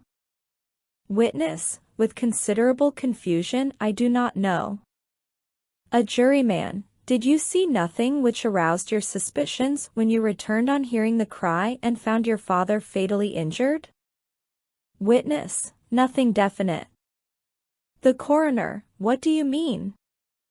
Witness, I was so disturbed and excited as I rushed out into the open that I could think of nothing except of my father. Yet I have a vague impression that as I ran forward something lay upon the ground to the left of me. It seemed to me to be something gray in color, a coat of some sort, or a plaid perhaps. When I rose from my father I looked round for it, but it was gone. Do you mean that it disappeared before you went for help? Yes, it was gone. You cannot say what it was? No, I had a feeling something was there. How far from the body? A dozen yards or so. And how far from the edge of the wood? About the same. Then if it was removed it was while you were within a dozen yards of it? Yes, but with my back towards it. This concluded the examination of the witness. I see, said I as I glanced down the column, that the coroner in his concluding remarks was rather severe upon young McCarthy. He calls attention, and with reason, to the discrepancy about his father having signaled to him before seeing him, also to his refusal to give details of his conversation with his father, and his singular account of his father's dying words. They are all, as he remarks, very much against the sun. Holmes laughed softly to himself and stretched himself out upon the cushioned seat. Both you and the coroner have been at some pains, said he, to single out the very strongest points in the young man's favor. Don't you see that you alternately give him credit for having too much imagination and too little? Too little, if he could not invent a cause of quarrel which would give him the sympathy of the jury. Too much, if he evolved from his own inner consciousness anything so outre as a dying reference to a rat, and the incident of the vanishing cloth. No, sir, I shall approach this case from the point of view that what this young man says is true, and we shall see whither that hypothesis will lead us. And now here is my pocket Petrarch, and not another word shall I say of this case until we are on the scene of action. We lunch at Swindon, and I see that we shall be there in 20 minutes. It was nearly 4 o'clock when we at last, after passing through the beautiful Stroud Valley, and over the broad gleaming Severn, found ourselves at the pretty little country town of Ross. A lean, ferret-like man, furtive and sly-looking, was waiting for us upon the platform. In spite of the light brown dustcoat and leather leggings, which he wore in deference to his rustic surroundings, I had no difficulty in recognizing Lestrade, of Scotland Yard. With him we drove to the Hereford Arms, where a room had already been engaged for us. I have ordered a carriage, said Lestrade as we sat over a cup of tea. I knew your energetic nature, and that you would not be happy until you had been on the scene of the crime. It was very nice and complimentary of you, Holmes answered. It is entirely a question of barometric pressure. Lestrade looked startled. I do not quite follow, he said. How is the glass? 29, I see. No wind, and not a cloud in the sky. I have a case full of cigarettes here which need smoking, and the sofa is very much superior to the usual country hotel abomination. I do not think that it is probable that I shall use the carriage tonight. Lestrade laughed indulgently. You have, no doubt, already formed your conclusions from the newspapers, he said. The case is as plain as a pikestaff, and the more one goes into it the plainer it becomes. Still, of course, one can't refuse a lady, and such a very positive one, too. She has heard of you, and would have your opinion, though I repeatedly told her that there was nothing which you could do which I had not already done. Why, Bless my soul. Here is her carriage at the door." He had hardly spoken before there rushed into the room one of the most lovely young women that I have ever seen in my life. Her violet eyes shining, her lips parted, a pink flush upon her cheeks, all thought of her natural reserve lost in her overpowering excitement and concern. "Oh, Mr. Sherlock Holmes," she cried, glancing from one to the other of us, and finally, with a woman's quick intuition, fastening upon my companion, "I am so glad that you have come. I have driven down to tell you so. I know that James didn't do it. I know it, and I want you to start upon your work knowing it, too. Never let yourself doubt upon that point. We have known each other since we were little children, and I know his faults as no one else does, but he is too tender-hearted to hurt a fly. Such a charge is absurd to anyone who really knows him." "I hope we may clear him, Miss Turner," said Sherlock Holmes. "You may rely upon my doing all that I can. But you have read the evidence. You have formed some conclusion? Do you not see some loophole, some flaw? Do you not yourself think that he is innocent?" "I think that it is very probable." "There, now," she cried, throwing back her head and looking defiantly at Lestrade. "You hear? He gives me hopes." Lestrade shrugged his shoulders. "I am afraid that my colleague has been a little quick in forming his conclusions," he said. "But he is right." "Oh. I know that he is right. James never did it. And about his quarrel with his father, I am sure that the reason why he would not speak about it to the coroner was because I was concerned in it." "In what way?" asked Holmes. "It is no time for me to hide anything. James and his father had many disagreements about me. Mr. McCarthy was very anxious that there should be a marriage between us. James and I have always loved each other as brother and sister, but of course he is young and has seen very little of life yet, and as well, he naturally did not wish to do anything like that yet. So there were quarrels, and this, I am sure, was one of them." "And your father?" asked Holmes. "Was he in favor of such a union?" "No, he was averse to it also. No one but Mr. McCarthy was in favor of it." A quick blush passed over her fresh young face as Holmes shot one of his keen, questioning glances at her. "Thank you for this information," said he. "May I see your father if I call tomorrow?" "I am afraid the doctor won't allow it." "The doctor?" "Yes, have you not heard? Poor father has never been strong for years back, but this has broken him down completely. He has taken to his bed, and Dr. Willows says that he is a wreck and that his nervous system is shattered. Mr. McCarthy was the only man alive who had known Dad in the old days, in Victoria." Ha! "In Victoria. That is important." "Yes, at the mines." "Quite so, at the gold mines, where, as I understand, Mr. Turner made his money." "Yes, certainly." "Thank you, Miss Turner. You have been of material assistance to me. You will tell me if you have any news tomorrow. No doubt you will go to the prison to see James. Oh, if you do, Mr. Holmes, do tell him that I know him to be innocent." "I will, Miss Turner. I must go home now, for Dad is very ill, and he misses me so if I leave him." "Good. Bye." And God help you in your undertaking." She hurried from the room as impulsively as she had entered, and we heard the wheels of her carriage rattle off down the street. "I am ashamed of you, Holmes," said Lestrade with dignity after a few minutes' silence.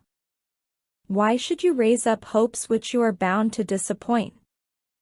I am not over-tender of heart, but I call it cruel.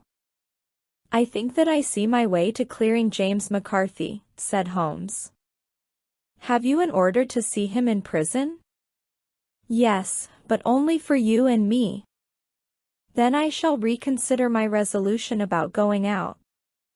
We have still time to take a train to Hereford and see him tonight? Ample. Then let us do so. Watson, I fear that you will find it very slow, but I shall only be away a couple of hours. I walked down to the station with them, and then wandered through the streets of the little town, finally returning to the hotel, where I lay upon the sofa and tried to interest myself in a yellow-backed novel. The puny plot of the story was so thin, however, when compared to the deep mystery through which we were groping, and I found my attention wander so continually from the action to the fact, that I at last flung it across the room and gave myself up entirely to a consideration of the events of the day. Supposing that this unhappy young man's story were absolutely true, then what hellish thing, what absolutely unforeseen and extraordinary calamity could have occurred between the time when he parted from his father, and the moment when, drawn back by his screams, he rushed into the glade? It was something terrible and deadly. What could it be? Might not the nature of the injuries reveal something to my medical instincts? I rang the bell and called for the weekly county paper, which contained a verbatim account of the inquest. In the surgeon's deposition it was stated that the posterior third of the left parietal bone, and the left half of the occipital bone had been shattered by a heavy blow from a blunt weapon. I marked the spot upon my own head. Clearly such a blow must have been struck from behind. That was to some extent in favor of the accused, as when seen quarreling he was face to face with his father. Still, it did not go for very much, for the older man might have turned his back before the blow fell. Still, it might be worth while to call Holmes' attention to it. Then there was the peculiar dying reference to a rat. What could that mean? It could not be delirium. A man dying from a sudden blow does not commonly become delirious. No, it was more likely to be an attempt to explain how he met his fate. But what could it indicate? I cudgelled my brains to find some possible explanation. And then the incident of the grey cloth seen by young McCarthy. If that were true, the murderer must have dropped some part of his dress, presumably his overcoat, in his flight, and must have had the hardihood to return and to carry it away at the instant when the sun was kneeling with his back turned, not a dozen paces off.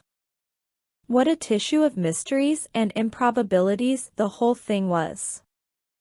I did not wonder at Lestrade's opinion, and yet I had so much faith in Sherlock Holmes' insight that I could not lose hope as long as every fresh fact seemed to strengthen his conviction of young McCarthy's innocence. It was late before Sherlock Holmes returned. He came back alone, for Lestrade was staying in lodgings in the town. "The glass still keeps very high," he remarked as he sat down. "It is of importance that it should not rain before we are able to go over the ground. On the other hand, a man should be at his very best and keenest for such nice work as that, and I did not wish to do it when fagged by a long journey. I have seen young McCarthy." "And what did you learn from him?" "Nothing." "Could he throw no light?" "None at all. I was inclined to think at one time that he knew who had done it and was screening him or her, but I am convinced now that he is as puzzled as everyone else. He is not a very quick-witted youth, though comely to look at and, I should think, sound at heart. I cannot admire his taste," I remarked, "if it is indeed a fact that he was averse to a marriage with so charming a young lady as this Miss Turner. Thereby hangs a rather painful tale. This fellow is madly, insanely, in love with her, but some 2 years ago, when he was only a lad, and before he really knew her, for she had been away 5 years at a boarding school. What does the idiot do but get into the clutches of a barmaid in Bristol and marry her at a registry office? No one knows a word of the matter, but you can imagine how maddening it must be to him to be upbraided for not doing what he would give his very eyes to do, but what he knows to be absolutely impossible. It was sheer frenzy of this sort which made him throw his hands up into the air when his father, at their last interview, was goading him on to propose to Miss Turner. On the other hand, he had no means of supporting himself, and his father, who was by all accounts a very hard man, would have thrown him over utterly had he known the truth. It was with his barmaid wife that he had spent the last 3 days in Bristol, and his father did not know where he was. Mark that point. It is of importance. Good has come out of evil, however, for the barmaid, finding from the papers that he is in serious trouble and likely to be hanged, has thrown him over utterly and has written to him to say that she has a husband already in the Bermuda dockyard, so that there is really no tie between them. I think that that bit of news has consoled young McCarthy for all that he has suffered. But if he is innocent, who has done it? Who? I would call your attention very particularly to 2 points.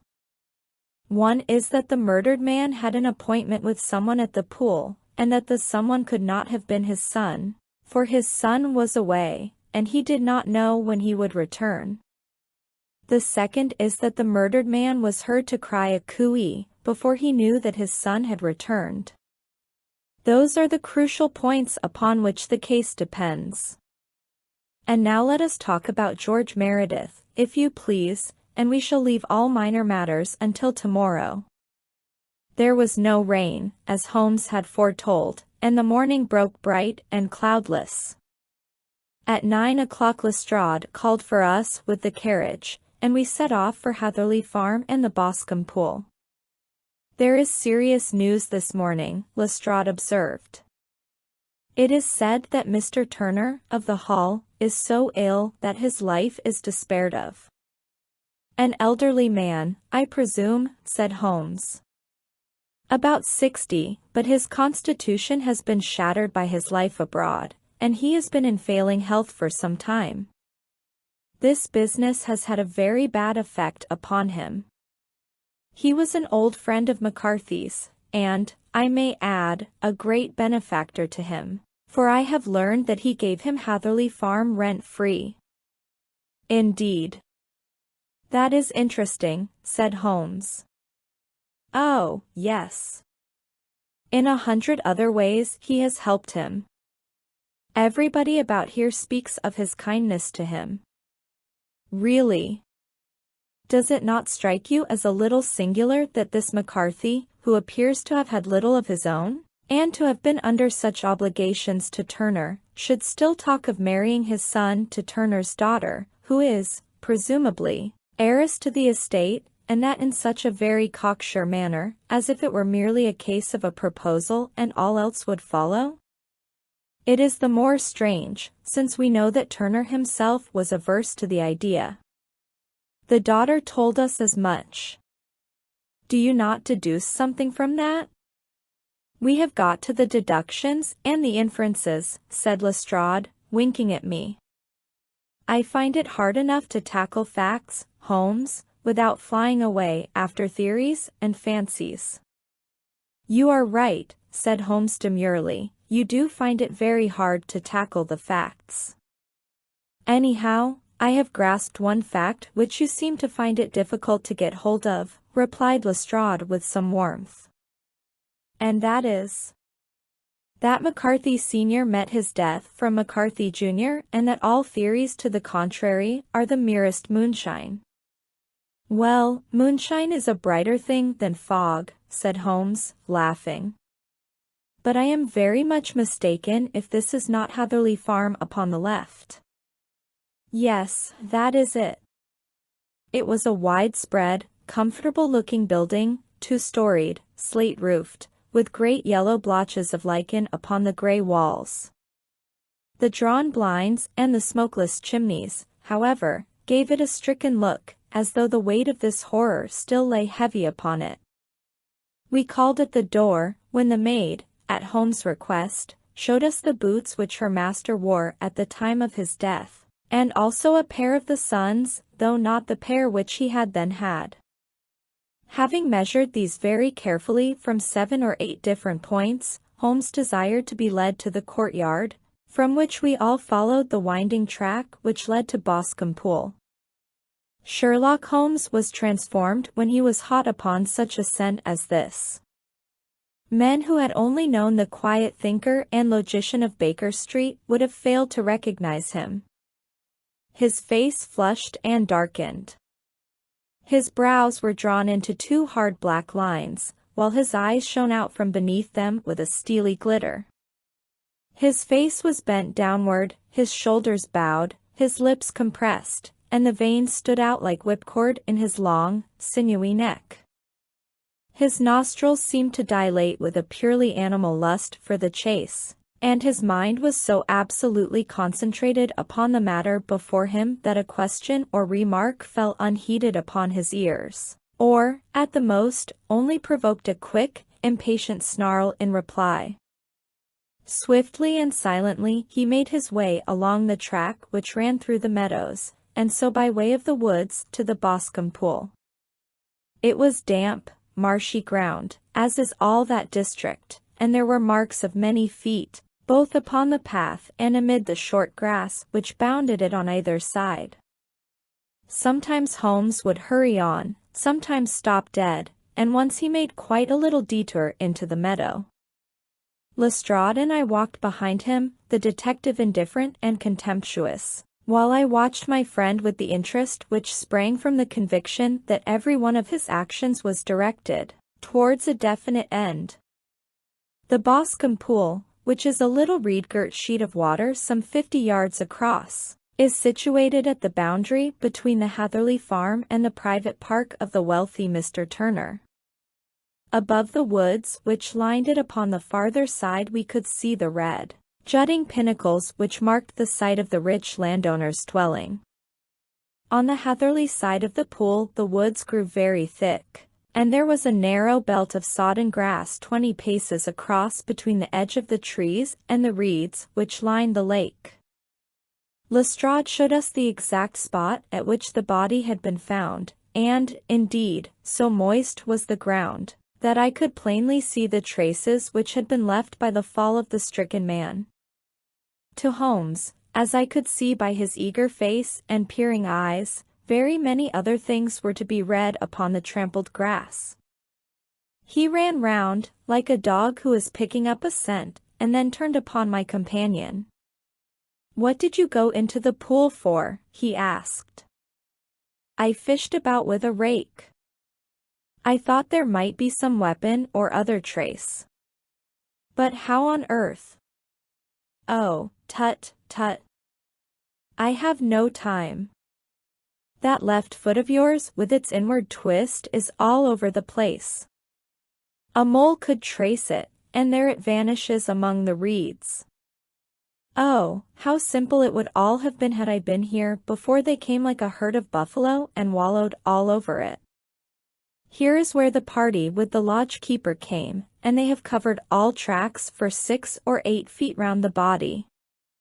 But here are 3 separate tracks of the same feet." He drew out a lens and lay down upon his waterproof to have a better view, talking all the time rather to himself than to us. "These are young McCarthy's feet.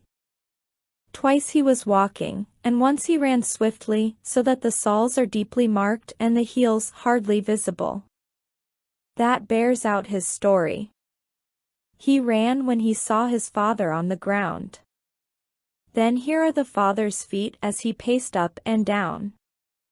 What is this, then?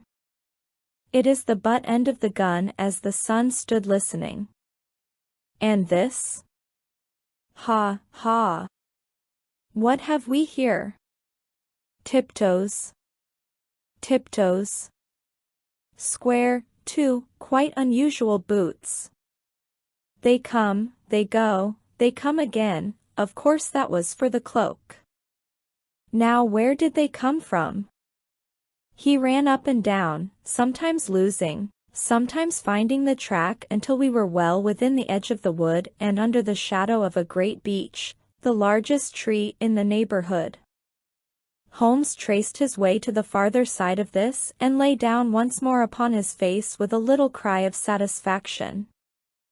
For a long time he remained there, turning over the leaves and dried sticks, gathering up what seemed to me to be dust into an envelope and examining with his lens not only the ground, but even the bark of the tree as far as he could reach. A jagged stone was lying among the moss, and this also he carefully examined and retained. Then he followed a pathway through the wood until he came to the highroad, where all traces were lost. "It has been a case of considerable interest," he remarked, returning to his natural manner. "I fancy that this grey house on the right must be the lodge. I think that I will go in and have a word with Moran, and perhaps write a little note. Having done that, we may drive back to our luncheon. You may walk to the cab, and I shall be with you presently." It was about 10 minutes before we regained our cab and drove back into Ross, Holmes still carrying with him the stone which he had picked up in the wood. "This may interest you, Lestrade," he remarked, holding it out. "The murder was done with it. I see no marks." "There are none." "How do you know, then?" "The grass was growing under it. It had only lain there a few days. There was no sign of a place whence it had been taken. It corresponds with the injuries. There is no sign of any other weapon." "And the murderer?" "Is a tall man, left-handed, limps with the right leg, wears thick-soled shooting boots and a grey cloak, smokes Indian cigars, uses a cigar holder, and carries a blunt penknife in his pocket. There are several other indications, but these may be enough to aid us in our search." Lestrade laughed. "I am afraid that I am still a skeptic," he said. "Theories are all very well, but we have to deal with a hard-headed British jury." "Nous verrons," answered Holmes calmly. "You work your own method, and I shall work mine. I shall be busy this afternoon, and shall probably return to London by the evening train." "And leave your case unfinished?" "No, finished." "But the mystery?"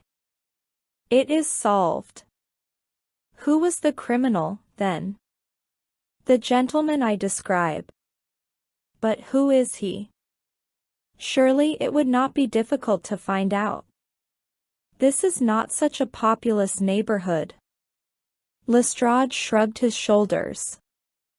"I am a practical man," he said, "and I really cannot undertake to go about the country looking for a left-handed gentleman with a game leg. I should become the laughing-stock of Scotland Yard." "All right," said Holmes quietly. "I have given you the chance. Here are your lodgings." "Good. Bye. I shall drop you a line before I leave." Having left Lestrade at his rooms, we drove to our hotel, where we found lunch upon the table.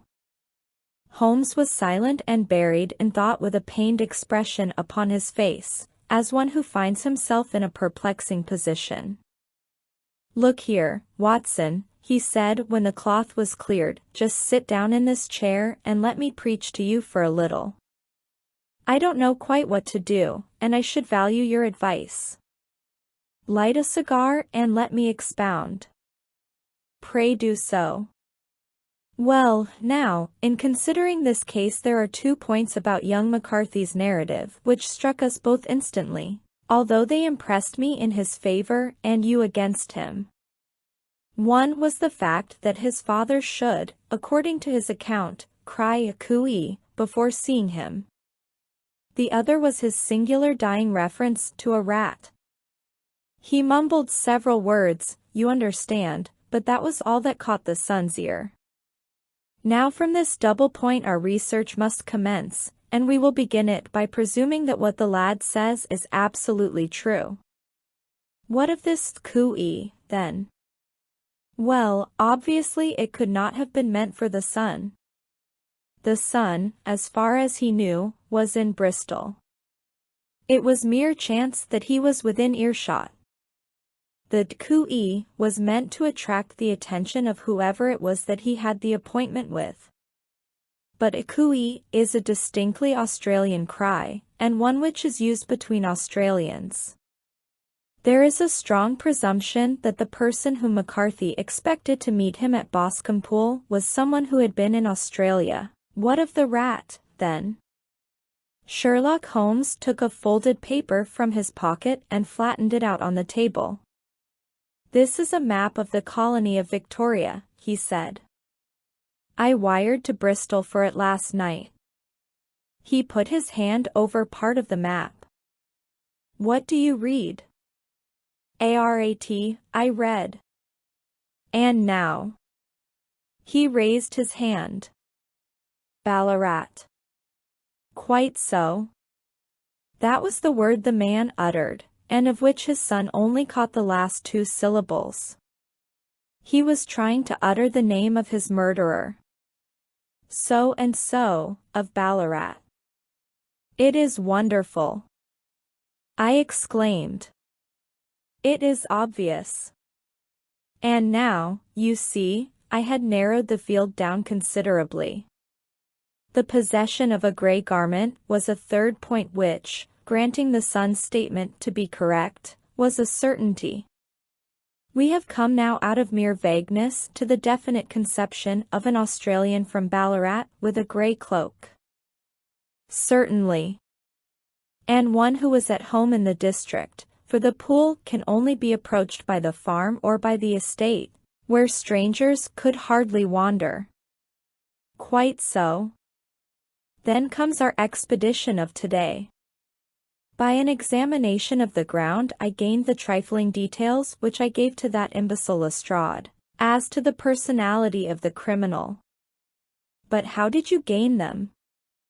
You know my method. It is founded upon the observation of trifles. His height I know that you might roughly judge from the length of his stride. His boots, too, might be told from their traces. Yes, they were peculiar boots. But his lameness? The impression of his right foot was always less distinct than his left. He put less weight upon it. Why? Because he limped, he was lame. But his left-handedness. You were yourself struck by the nature of the injury as recorded by the surgeon at the inquest. The blow was struck from immediately behind, and yet was upon the left side. Now, how can that be unless it were by a left-handed man? He had stood behind that tree during the interview between the father and son. He had even smoked there. I found the ash of a cigar, which my special knowledge of tobacco ashes enables me to pronounce as an Indian cigar. I have, as you know, devoted some attention to this, and written a little monograph on the ashes of 140 different varieties of pipe, cigar, and cigarette tobacco.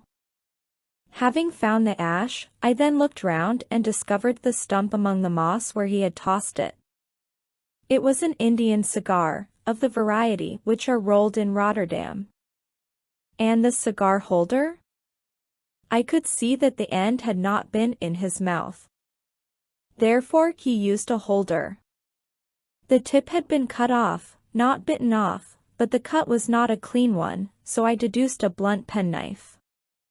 Holmes, I said, you have drawn a net round this man from which he cannot escape, and you have saved an innocent human life as truly as if you had cut the cord which was hanging him. I see the direction in which all this points. The culprit is Mr. John Turner, cried the hotel waiter, opening the door of our sitting room and ushering in a visitor. The man who entered was a strange and impressive figure. His slow, limping step and bowed shoulders gave the appearance of decrepitude, and yet his hard, deep-lined, craggy features, and his enormous limbs showed that he was possessed of unusual strength of body and of character. His tangled beard, grizzled hair, and outstanding, drooping eyebrows combined to give an air of dignity and power to his appearance, but his face was of an ashen white, while his lips and the corners of his nostrils were tinged with a shade of blue. It was clear to me at a glance that he was in the grip of some deadly and chronic disease. "Pray sit down on the sofa," said Holmes gently. "You had my note?" "Yes, the lodge-keeper brought it up. You said that you wished to see me here to avoid scandal. I thought people would talk if I went to the hall." "And why did you wish to see me?" He looked across at my companion with despair in his weary eyes, as though his question was already answered. "Yes," said Holmes, answering the look rather than the words. "It is so. I know all about McCarthy." The old man sank his face in his hands. "God help me," he cried. "But I would not have let the young man come to harm. I give you my word that I would have spoken out if it went against him at the assizes."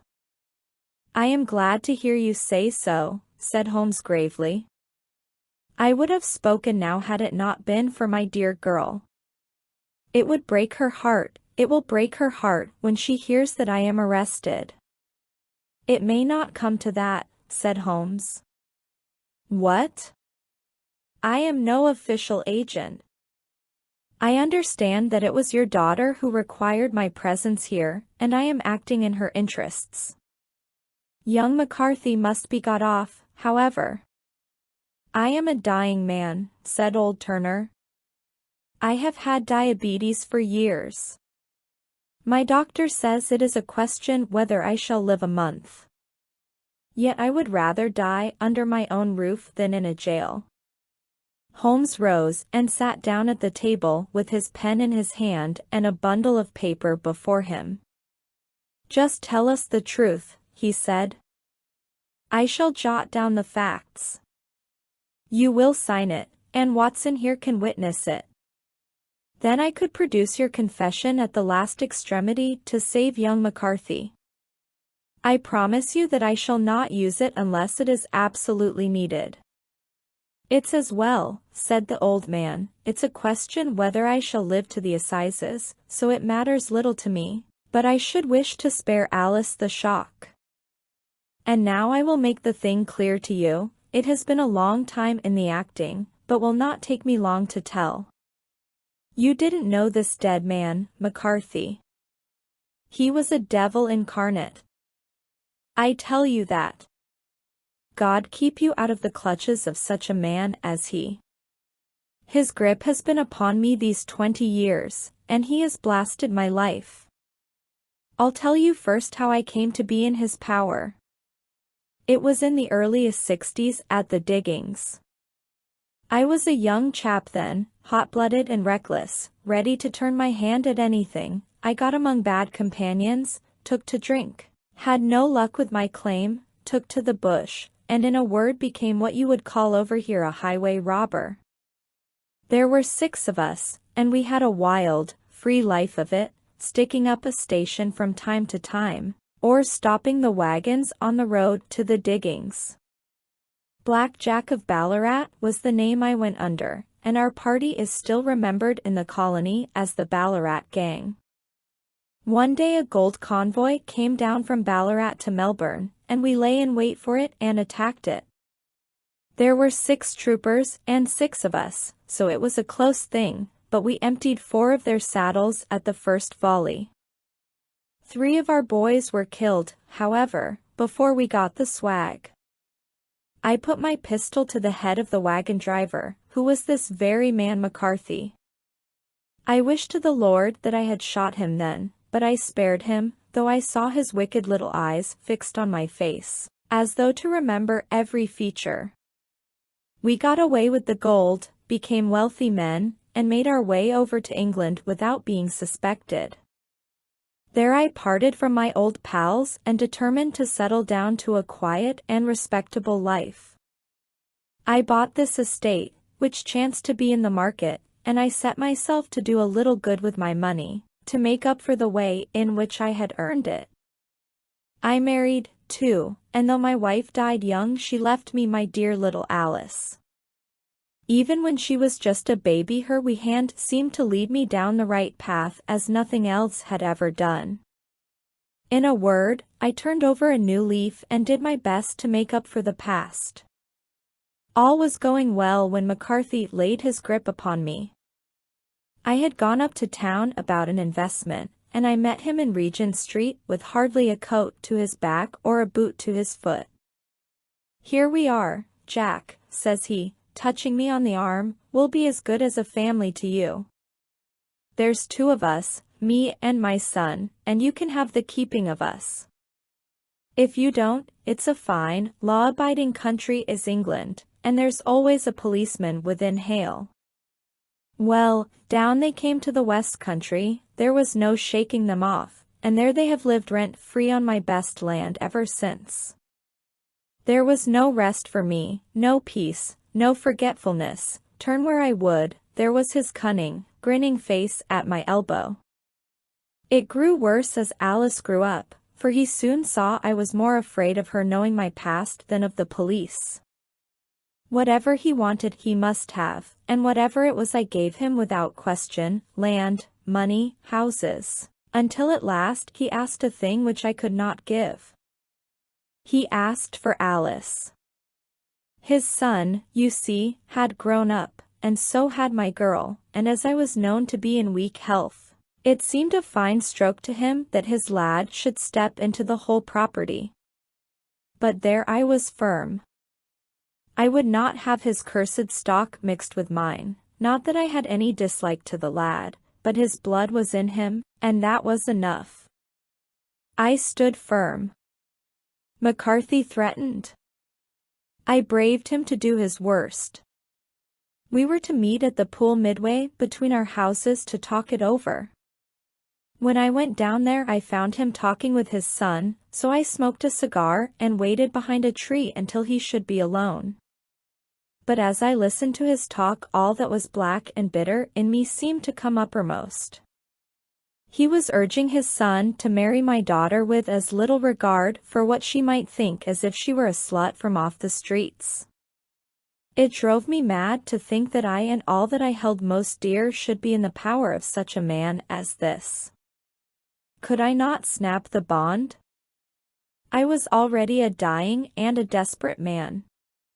Though clear of mind and fairly strong of limb, I knew that my own fate was sealed. But my memory and my girl, both could be saved if I could but silence that foul tongue. I did it, Mr. Holmes. I would do it again. Deeply as I have sinned, I have led a life of martyrdom to atone for it. But that my girl should be entangled in the same meshes which held me was more than I could suffer. I struck him down with no more compunction than if he had been some foul and venomous beast. His cry brought back his son, but I had gained the cover of the wood, though I was forced to go back to fetch the cloak which I had dropped in my flight. That is the true story, gentlemen, of all that occurred. "Well, it is not for me to judge you," said Holmes as the old man signed the statement which had been drawn out. "I pray that we may never be exposed to such a temptation." "I pray not, sir." "And what do you intend to do?" "In view of your health, nothing. You are yourself aware that you will soon have to answer for your deed at a higher court than the assizes.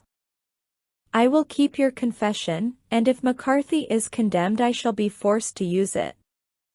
If not, it shall never be seen by mortal eye, and your secret, whether you be alive or dead, shall be safe with us." "Farewell, then," said the old man solemnly. "Your own deathbeds, when they come, will be the easier for the thought of the peace which you have given to mine.